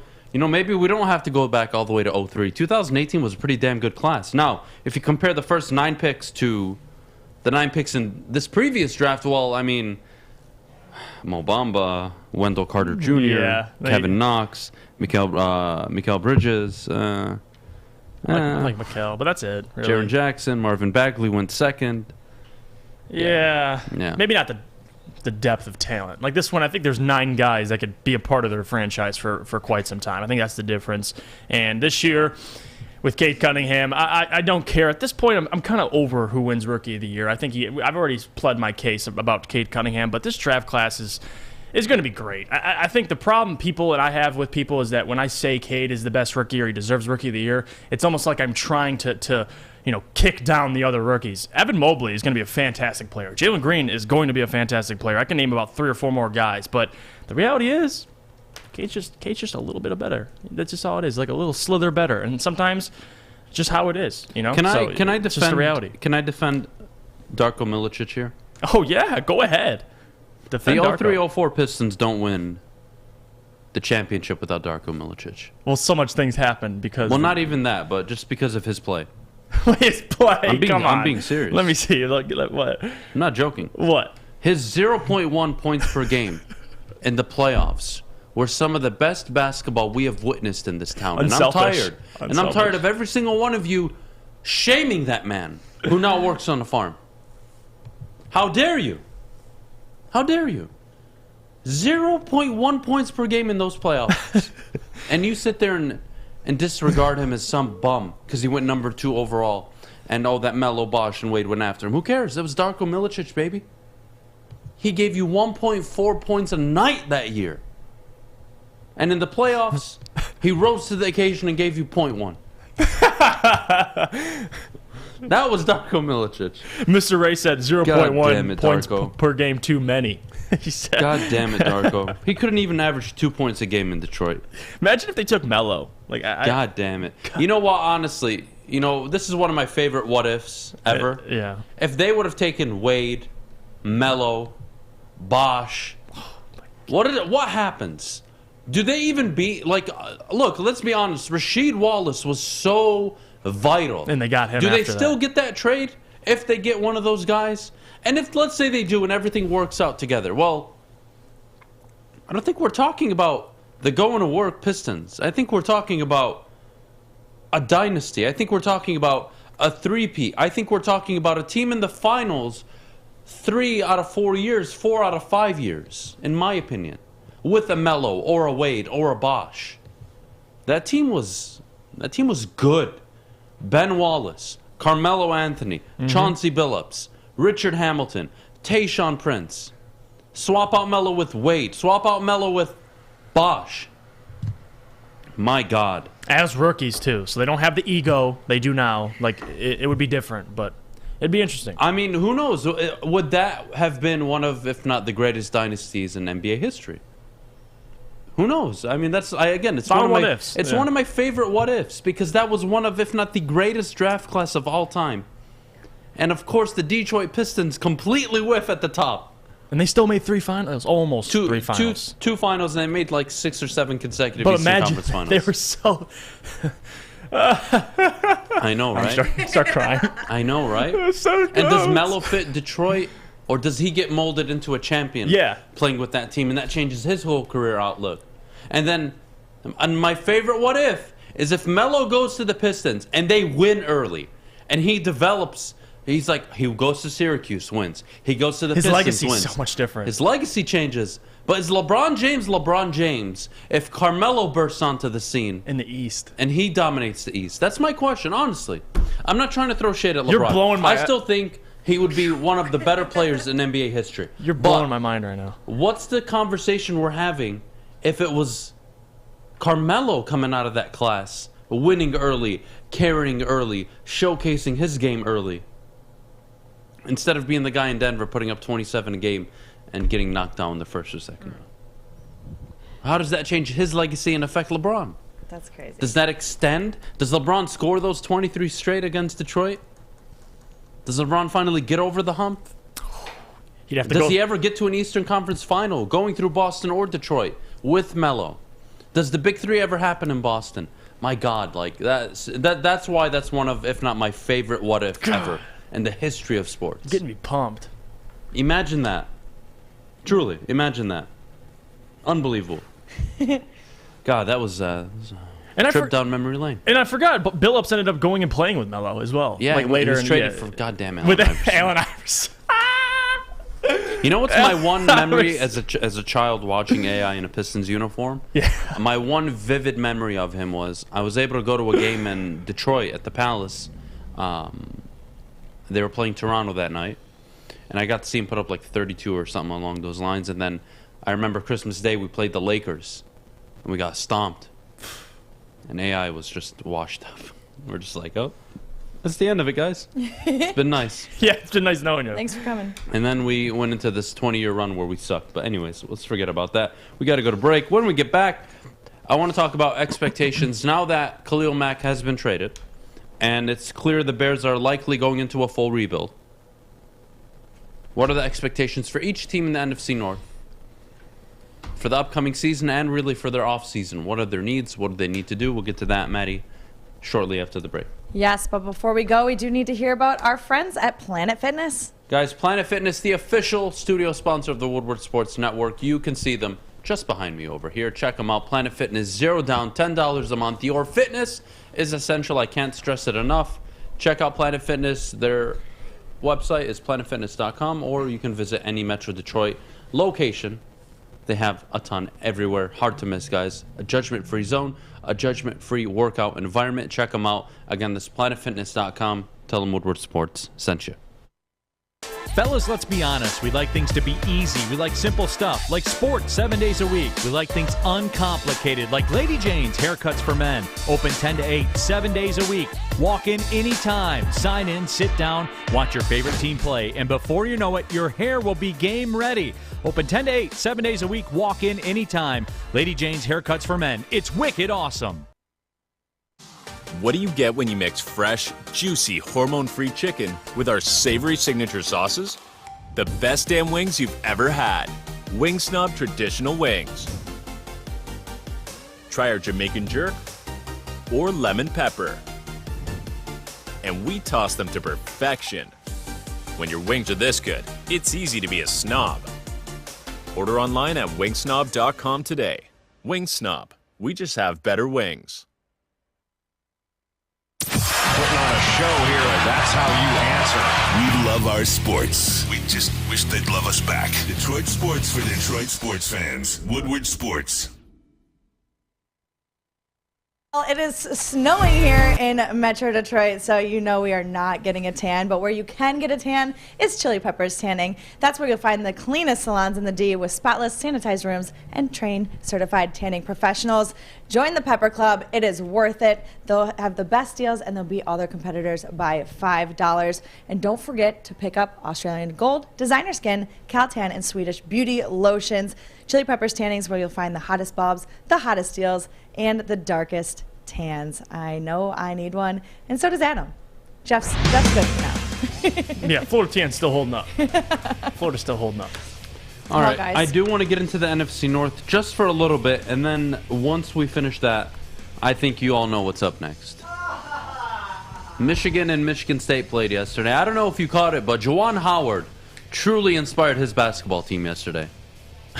But let's focus on the NFC North for now. Jeff, expectations, each team, for the regular season and for the upcoming draft free agency. What do they need, and what do we expect them to be doing this season on the football field? I will start with the Chicago Bears. I think a full rebuild. I think they need to address the weapons on the offensive side of the ball. They need to go O-line heavy, protect their quarterback, and see what they have in him. And if there's something there, they can go all in the coming years on defense.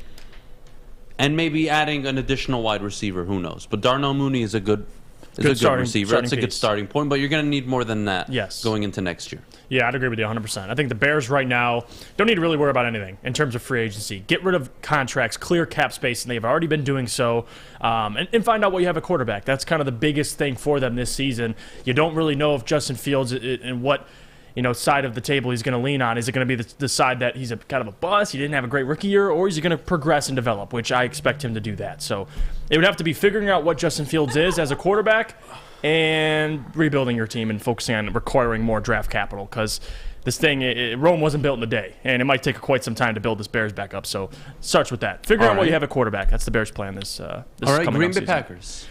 What are we doing? Packers need to figure out a way to sign Davante Adams to a long-term deal. That's number one, because he's on a franchise tag. They have a little more time to talk with him and extend him. But other than Davante Adams, they don't have a plan at wide receiver, and that's what worries me about the Packers. Not that I could give a rat's ass, but they signed Aaron Rodgers for a multi-year deal. They're going to have Aaron Rodgers probably till he retires, so he's locked up. The problem I have is, what are you doing at the wide receiver position, and how do you still keep your team despite being $25-30 million over the cap? It's going to be interesting to see what the Packers do, but they got to clear up some money, restructure some contracts, and find a way to extend Davante Adams, because without Davante Adams, you're going to have not a happy camper in Aaron Rodgers, and we know how the drama unfolds when he's not happy. So extend Davante Adams. That's my plan. They'll probably still win the NFC North. I think the Packers need to address their top-heavy players. You have two 30-year-old defensive players in Preston Smith and Zadarius Smith. One of them needs to get cut. Adrian Amos, $29 million, a safety. I think you need to cut him as well. They're going to have to finagle the cap a lot. You got to get rid of Randall Cobb. Kenny Clark, you just signed him. He's an interior lineman. He's important. You got to keep him. Aaron Jones, can you move him? He's only $5 million as a cap number. It's not the end of the world. Mason Crosby, he is $5 million. How valuable is a kicker? I mean, you're gonna Mercedes Lewis, $4.5 million. Like they're gonna need to address some of these guys that they're just gonna have to get rid of. And then at the top, Zadarius Smith is $27 million on the board. He missed a lot of games last season. Jair Alexander missed some games as well. You're gonna have to make a tough decision, Green Bay. You're $45 million under right now. Good luck. Good luck figuring that out, Green Bay. Yeah. That's all I'm gonna say. I don't even know how you're gonna draft players. Good luck. Have fun. Have fun. Have fun, Green Bay. But they will be contending either way. They have the best quarterback in the division, and they have the best wide receiver. Funny how the Bears GM said he is not going to rebuild, and I thought that was a mistake, and now they're blowing it up. Yeah, look, I take everything that people say with a pinch of salt. Anyways, moving on. The next interesting team, the Minnesota Vikings. Jeff, are they trading? Are they selling? Or are they going all in to try and win year one with this head coach? I think ideally, if I was running the Vikings, Kevin O'Connell needs to figure out what he has at quarterback. Kirk Cousins had a good year statistically last year, but the Vikings lost the most one-score games out of anybody in the NFL. Their record could have been very different if games went their way, but it didn't, and they were just under 500. So the Vikings this year, I wouldn't throw it all in and pack it up right away. I mean, you have the Bears in a rebuild. You have the Lions in a second year of a rebuild. They still have, a little bit of room to grow, especially right now in the division. They have a chance. They can beat the Packers. Now, defensively, they have a lot of issues. I don't think they'll win the division, but they can definitely be second in the division and win, 9-10 games. They need to figure out some pieces on the defensive end, but they do have a first-round pick. They have draft capital, so they're going to be able to address it. I don't think the right move for them right now is to just trade everything away, sell everything. Give it a year, see what Kevin O'Connell can do, offensive-minded head coach with this quarterback, Kirk Cousins, with this offense. Maybe you can steal a couple wins. So, in my opinion, you go out, try and win this year, and if crap hits the fan, you deal Kirk Cousins and you start over. But right now, Adam, go out and try and win the division. I think for the Minnesota Vikings, they need to try and get the best out of this core they have. Yeah. Adam Thielen, Justin Jefferson, Dalvin Cook. I know he's never healthy, but you got to go for it. Address the defense in the draft. And you know what I love about Minnesota is if you just take some time to take a step back and look at the Minnesota Vikings, right? They're selecting at number 12 in this year's draft. So with the number 12 pick, they're going to have a variety of players available. They're going to have a variety of players on the defensive side available. They'll be able to get an Ahmad Gardner. They'll be able to get a Trayvon Walker, if available. They'll be able to get Devontae Wyatt. They'll be able to address the defensive line initially. Then you move into the second round. Who's going to be on the board? Are we going linebacker? Are we going secondary players? Are we looking for a corner that can really help us limit how bad we are in the passing game? Well, okay, at 44, you can go after a Jalen Petrie if he falls. You can go after a Brian Asamoah linebacker. You can address the defense if you're the Minnesota Vikings, and I love it for them. I absolutely love the position the Vikings are in. They have a flexible salary cap. It's not the end of the world for them. And then, yes, when the third round comes along, there should be likely maybe you get another wide receiver. I'm not a fan of that, but it's an option. You want to address the offensive line. You want to go linebacker. I'm sure you can find a linebacker sitting there for you. Or you can go edge rusher. A Pascal may be available at 76. Who knows if he falls? You're going to have options, Minnesota. I don't think they should panic and sell unless they're going to do it with Kirk Cousins. That, I believe, is their trade asset. That is the guy I believe that if they move off, well, then they can just go sign a Mitch Trubisky and try to win with him for a year or two until they get their quarterback in the building. That makes sense to me. And let's finish, Jeff, with the Lions. I'll let you go first. Well, the Lions this year, honestly, they're under the least amount of pressure in the NFC North. Right now, they need to just hit on their draft picks, which, assuming Brad Holmes will do so, assuming the Lions don't go and spend a bunch of money in free agency, they're probably going to win. If I had to put a ceiling on how many games the Lions can win this year, I'd say about 8 or 9. That's the ceiling. That should be the expectation. Between 6, 7, or 9 wins, anywhere between those numbers, I'd be good with. And I think you could take that as an improvement from last year, all across the board. Defensively, they're going to be able to get a top-tier edge rusher. They're going to be able to get a wide receiver of their choice late in the first or early second. They're going to be able to get a safety. They're going to be able to fill a lot of these holes. So for the Lions this year, it's about winning 6 to 9 games, looking better, and, winning some games in your division. So that's kind of what all they have to do. I don't think there's a whole lot of pressure. The only bad situation we'd look back on at the end of the season would be if the Lions finish this season, upcoming season, with 4 or 5 wins. I think we can all say that'd be an absolute disaster. Other than that, you'll take improvement. So Lions, to me, just win more games than you did last year and look better. And hopefully they can stay healthy. Jolene says Jared Goff is sadly capped at 8-9 wins. Jolene, I totally disagree. Did Sean McVay not win 11, 12, 13 games with Jared Goff? Yes, he did. Oh, well, Adam, that's Sean McVay. The Rams have a good... Okay, you're building a team.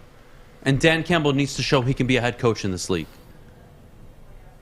Winning 3-4 games this year, unacceptable. Making awful decisions late in games, not acceptable this year. Whether you want to admit it or not, he needs to take the next step. And I truly believe if Dan Campbell is the head coach we all want him to be, then you can win with this quarterback, guys. Stop making excuses with Jared Goff. You can win with this man. That I can promise you. Address the defense. Get a weapon. Hopefully your tight end is healthy this year. Keep the O-line healthy. Draft for depth. And you're going to be a very happy football team on the rise next year. That I can guarantee you. I want to take a quick break. When we get back, Michigan lost. They blew a 17-point lead. Oh, my God. Oh, my God.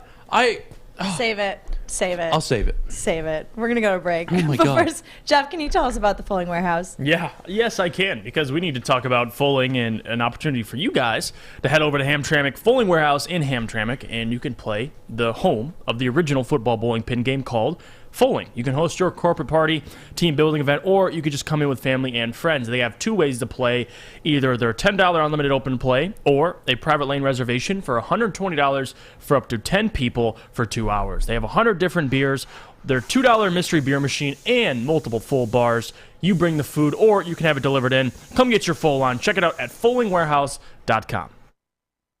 It took exploring 50 different formulas and hosting countless taste tests, but we believe Gypsy Vodka is the smoothest vodka on the market. Don't believe us? Ask the owners. We're Mike and Adam Kazanowski with High Five Spirits Distillery. We're in close to about 1,200 locations throughout Michigan. We wanted to create a brand that was geared more towards freedom, love, adventure, and at the end of the day, we really wanted to tell a story that inspired other people to take risk, follow their dreams, whatever that might be. Think you're a big shot? Oh, excuse me! It goes down. Think you can make the big shot? Washington fires and hits. Woodward Sports wants to send you to the finals for college basketball April 2nd through the 4th in New Orleans. That's right, you and a friend in the Big Easy. We'll take care of the airfare, hotel, and tickets to see the finals for college basketball. Listen Monday through Friday to the Morning Woodward Show. Big D Energy. And the bottom line for your chance to qualify. If you can make the big shot, you and a friend are getting out of the cold and to New Orleans. Got it. Keep listening and watching for your next chance to win. Powered by Planet Fitness, Centron, and the Sports Marketing Agency. And it's over. Anything can happen in March. Welcome back. Thanks for joining us on the Morning Woodward Show here on the Woodward Sports Network. Michigan took a loss yesterday. We were all watching it in the conference room as they fell to Indiana. Suck! They suck! Oh my God, Michigan, you should be ashamed of yourselves. A 17-point lead, and it took you 13 minutes to score one field goal. Wow. I am joined now by an astute commentator. He's been in the business for 42 years. I'm so glad to have him on the show. Samuel Fisher, ladies and gentlemen. I was thinking more like 43, but I like that. Fish, Michigan suck ass. You know that? They're terrible. I don't understand how you blow a, 17-point lead? Jeff, you lost your job. Stay over there.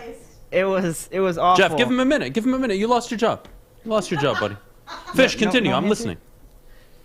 I don't know. I want his opinion on Michigan. Then he can get out. Go ahead. They just look terrible. The second half, or the first half was okay. The second half was, I don't understand what Michigan's doing here. I mean, they looked flat. What, they scored 4 points in the last 12 minutes? They're pathetic, Fish. That's awful. They're absolutely pathetic. Michigan are garbage. Garbaggio. And I have a very special picture. Can I get the camera on me for a second, Alex, if you don't mind? I have a special picture for all of you Michigan fans. Oh, boy. For all of you Juwan Howard apologists, who after he smacked That's an even funnier, assistant by the coach on way. the opposing team, you said, well, he's a man. He's defending his team. He's getting them riled up. Oh, yeah, he got them riled up, all right. First round exit in the Big Ten tournament. Way to go, Juwan. Alex, could you please put Juwan Howard's picture up on the screen? This is your head coach. That fucking bitch. Unbelievable. What a way to end the season. There's no better way. I hope you play in the NIL. Honestly, you freaking deserve it, Michigan. You absolutely deserve to be playing in the NIL. I am so disappointed in you. I am so disappointed. A 17-point lead, and you choke it away. And not only do you choke it away, your coach looked like a clueless buffoon on the sideline. He did. Oh, my God. Oh, my God. Fish, you are excused, my friend. Thank you so much for joining us this morning. Thank you. By the way, Michigan State tried to choke that game, too. So, what is it? Michigan State tried to choke that game, too. Yeah, but they won their game. They did. So we're not here to bash Michigan State this morning. No, I know. But, so shut the hell up. But they did try to choke that game. I really wanted Michigan State I to don't kill care them. if Juwan Howard slaps me. You guys are such children. Oh, say it to his face.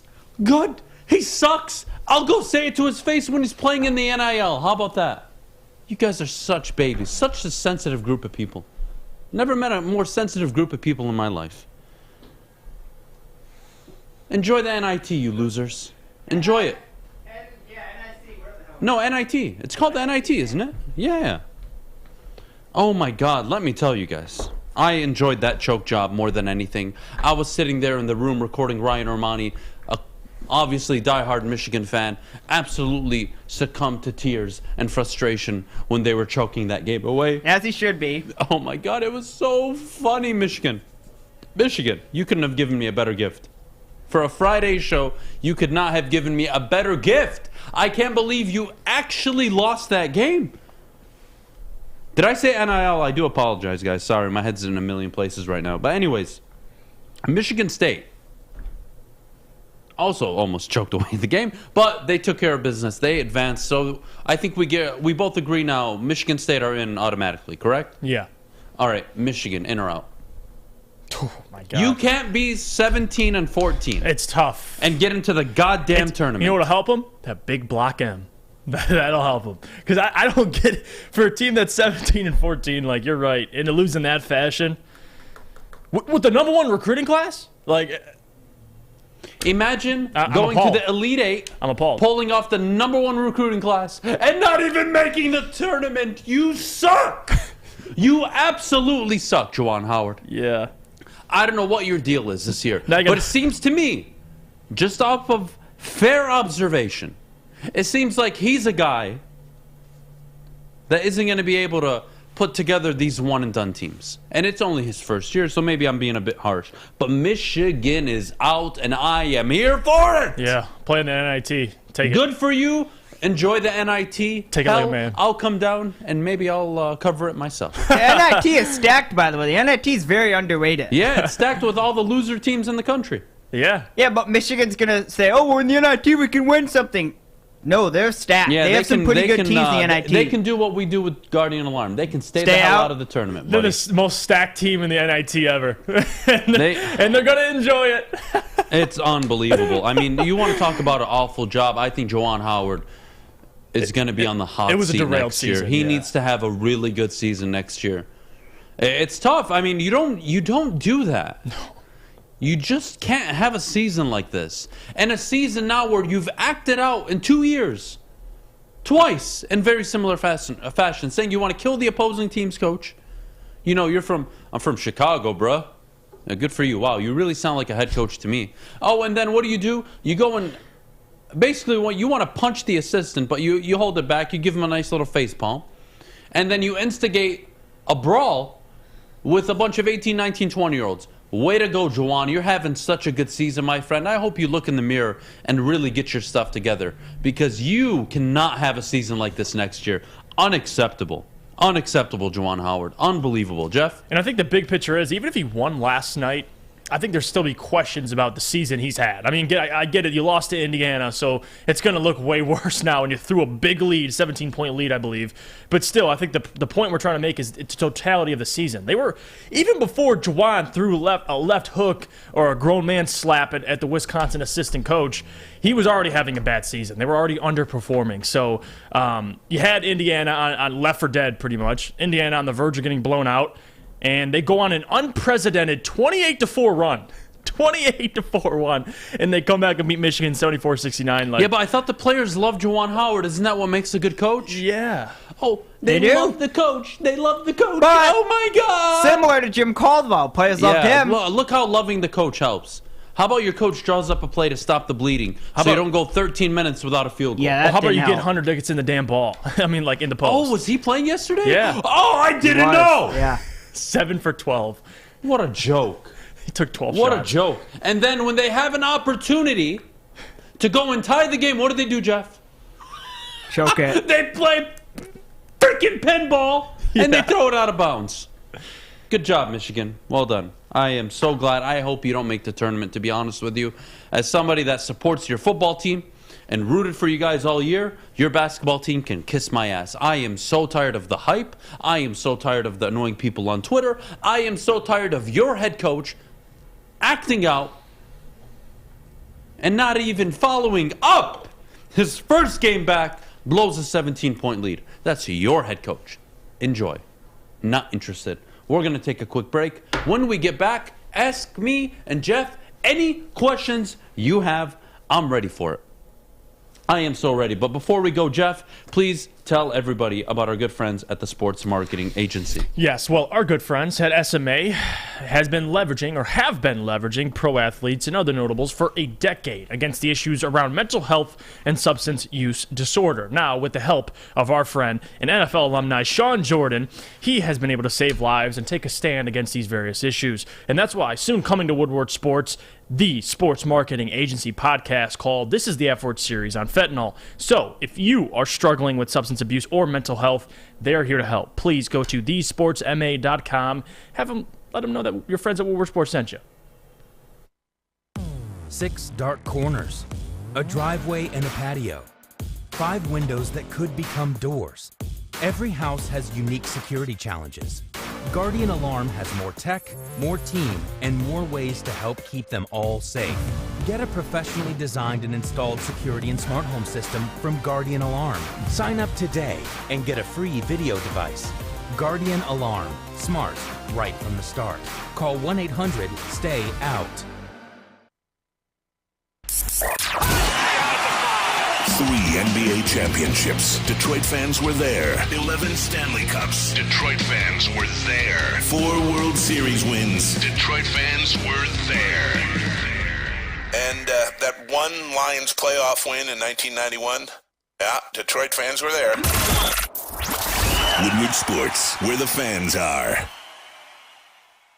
Listen, all you soft-ass people, all right? I don't need an edible. I don't need a drink. I don't need a goddamn thing. I am who I am, all right? I'm annoyed this morning. I am. You don't like it? Oh, well. Maybe your basketball team shouldn't lose a 17-point lead in the first round of a Big Ten tournament. Maybe your basketball team shouldn't have lost 13 games leading up to that when they were ranked 6th in the country going into the season. 100%. So you, Juwan Howard, and your basketball team can kiss my ass. Leah Hextall can kiss my ass. ESPN Plus can kiss my ass. Anybody else? All the people that think Jordan Davis should go number 2, kiss my ass. Everybody that thinks we need to draft Kyle Hamilton on number 2, kiss my ass. Everybody that says sign Marcus Williams, kiss my ass. A lot of people kissing your ass. Anything else, Fish, I'm missing? Oh, England, kiss my ass. Am I missing anything else, buddy? I think you might have got it. I think I addressed a lot of people in that little short period of time. You good with me? Yeah, I'm good. You have no issues? Nope, nothing I said was over the top? Nope. All right, very good.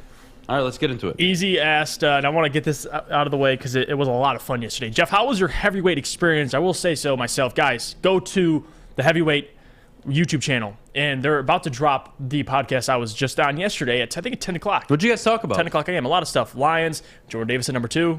Did they agree? Me and Easy, I think, was more so for it than I was, but that's what makes the conversation so interesting. You guys got to go watch it. We talked about Ann Robinson, but yeah, it was great. It was a great podcast. Those guys are awesome. You're spot on with this one. And then Braylon Edwards said Jordan Davis should be at 2. Yeah, I know. I've already addressed it with Braylon Edwards. What did Braylon say? Like, it didn't go far because it was during the Michigan game and they were choking the game at the time. So I gotcha.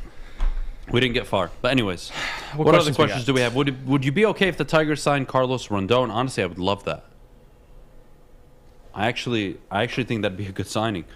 I mean, he was a good pitcher last year for the Sox. He had some really good games. His ERA was pretty damn good.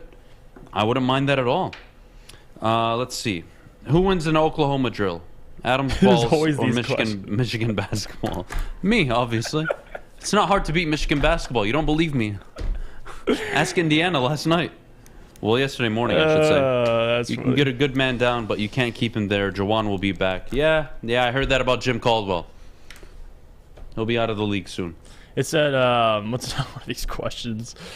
I'm glad Aaron Rodgers went back to Green Bay. Let's see what questions we have. Are there any more doors or wheels in this world? I'm not sure what the hell that means. Yeah, so that's been surfacing around the internet over the past 3 days. I have no clue what that even, I just saw it pop up and now everyone's talking about, is there more doors or wheels in this world? Hey, this is a good question. Pistons fan, 11 dropping the flames. Question, what would lower your confidence in Brad Holmes more, Adam? Drafting Kyle Hamilton at 2 or signing Marcus Williams from the Saints? Okay, repeat the question. What would lower your confidence level in Brad Holmes more? Drafting Kyle Hamilton at number 2 or signing Marcus Williams for the Saints for about $14 million a year? More? Yeah, like what would lower your confidence level more? Both would crush my confidence in Brad Holmes. Both would. Crush, so nothing more so than the other? Both of them? No, they're both equally as bad. Okay. All because on one hand, you're paying $6-7 more million a year for a safety entering his prime, but also towards the end of it.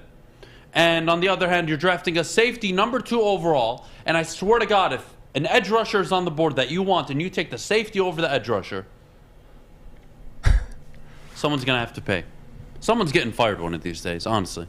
I gotta release my anger on somebody. I can't keep it all pent up. I like that question. I try to vent on the show as often as I can, but Jesus Christ. So, Adam, why don't you answer the question, how many doors or wheels? I don't know what that means. I think they're just saying how many more in the world or whatever? Are there more Does doors anybody or hear what's wheels? going I on? think an alien's taken. I think we're getting abducted. Like, right are there more? That's the real question. I don't know why. It just happened. Are there more doors or wheels in this world? I don't know why it came up. That's the thing. I don't know how to answer that question, buddy. I really don't. It's pretty Trade simple. for Allen slash, Robinson okay, and cool. use the first 3 round picks on defense. A trade for Robinson. Who's Robinson? Allen Robinson, no? He's a free agent. Yeah, I don't know. Look, if you sign Allen Robinson to a $12 to $15 million contract, partly based on incentives, where it's a cap-friendly deal, and you're able to release him after 3 years with no significant penalty, I think it's a good move. It offers you comfort and stability at that position. It allows you to still take a receiver if you want, and you can go all in on defense like you're going to have to anyways. I don't see a problem with it. I don't see a problem at all. What more do you want for your money, though? I'm not sure who you're addressing. Do you think the Tigers could make a run at Carlos Correa even though they signed Baez? No, I don't. I don't think that's going to happen. I don't think they're interested in spending that amount of money until they have proven they have a winning product. I'd rather have Quandre Diggs than Marcus Williams. Denzel, I am with you 1,000,000%. If Hutch is taken at number 1 and you can't trade back and you have to decide between a Jabo. Yeah, but how much am I paying? See, this is the issue. Like, I'm not paying any safety. I'd rather pay the wide receiver to give my wide receiving room some maturity, some stability, because guys, you think this is Madden, this isn't. You're not drafting Jamar Chase at 5, where you're getting 1,400 yards year 1 out of a rookie. Whenever you draft, and whoever you draft, without signing a wide receiver in free agency, at 32, 34, 66, they are going to be expected to come into your wide receiving room and compete for targets, mainly in the top 2, outside of Hawkinson. That's a lot of pressure for a rookie. Absolutely. All right, Illich is a penny pincher. He ain't going after Correa. I kind of agree with you. What Easy, position- thank you for dropping the channel in the chat, guys. That's the Woodward Heavyweights channel. Please make sure you subscribe and check them out. What position is worth free agent money besides quarterback? Wide receivers when it's the right team, when it's the right positional value, offensive linemen, defensive linemen. Hell, I could argue even again, it depends on the price. It depends on your team's situation. There's always value in free agency, but how does it affect your team? And when we're talking about the Detroit Lions, putting that kind of money into a safety, to me, is an egregious move. Adam, would you coach Michigan basketball if Howard was fired? No, because I think I would do a worse job than Howard, honestly.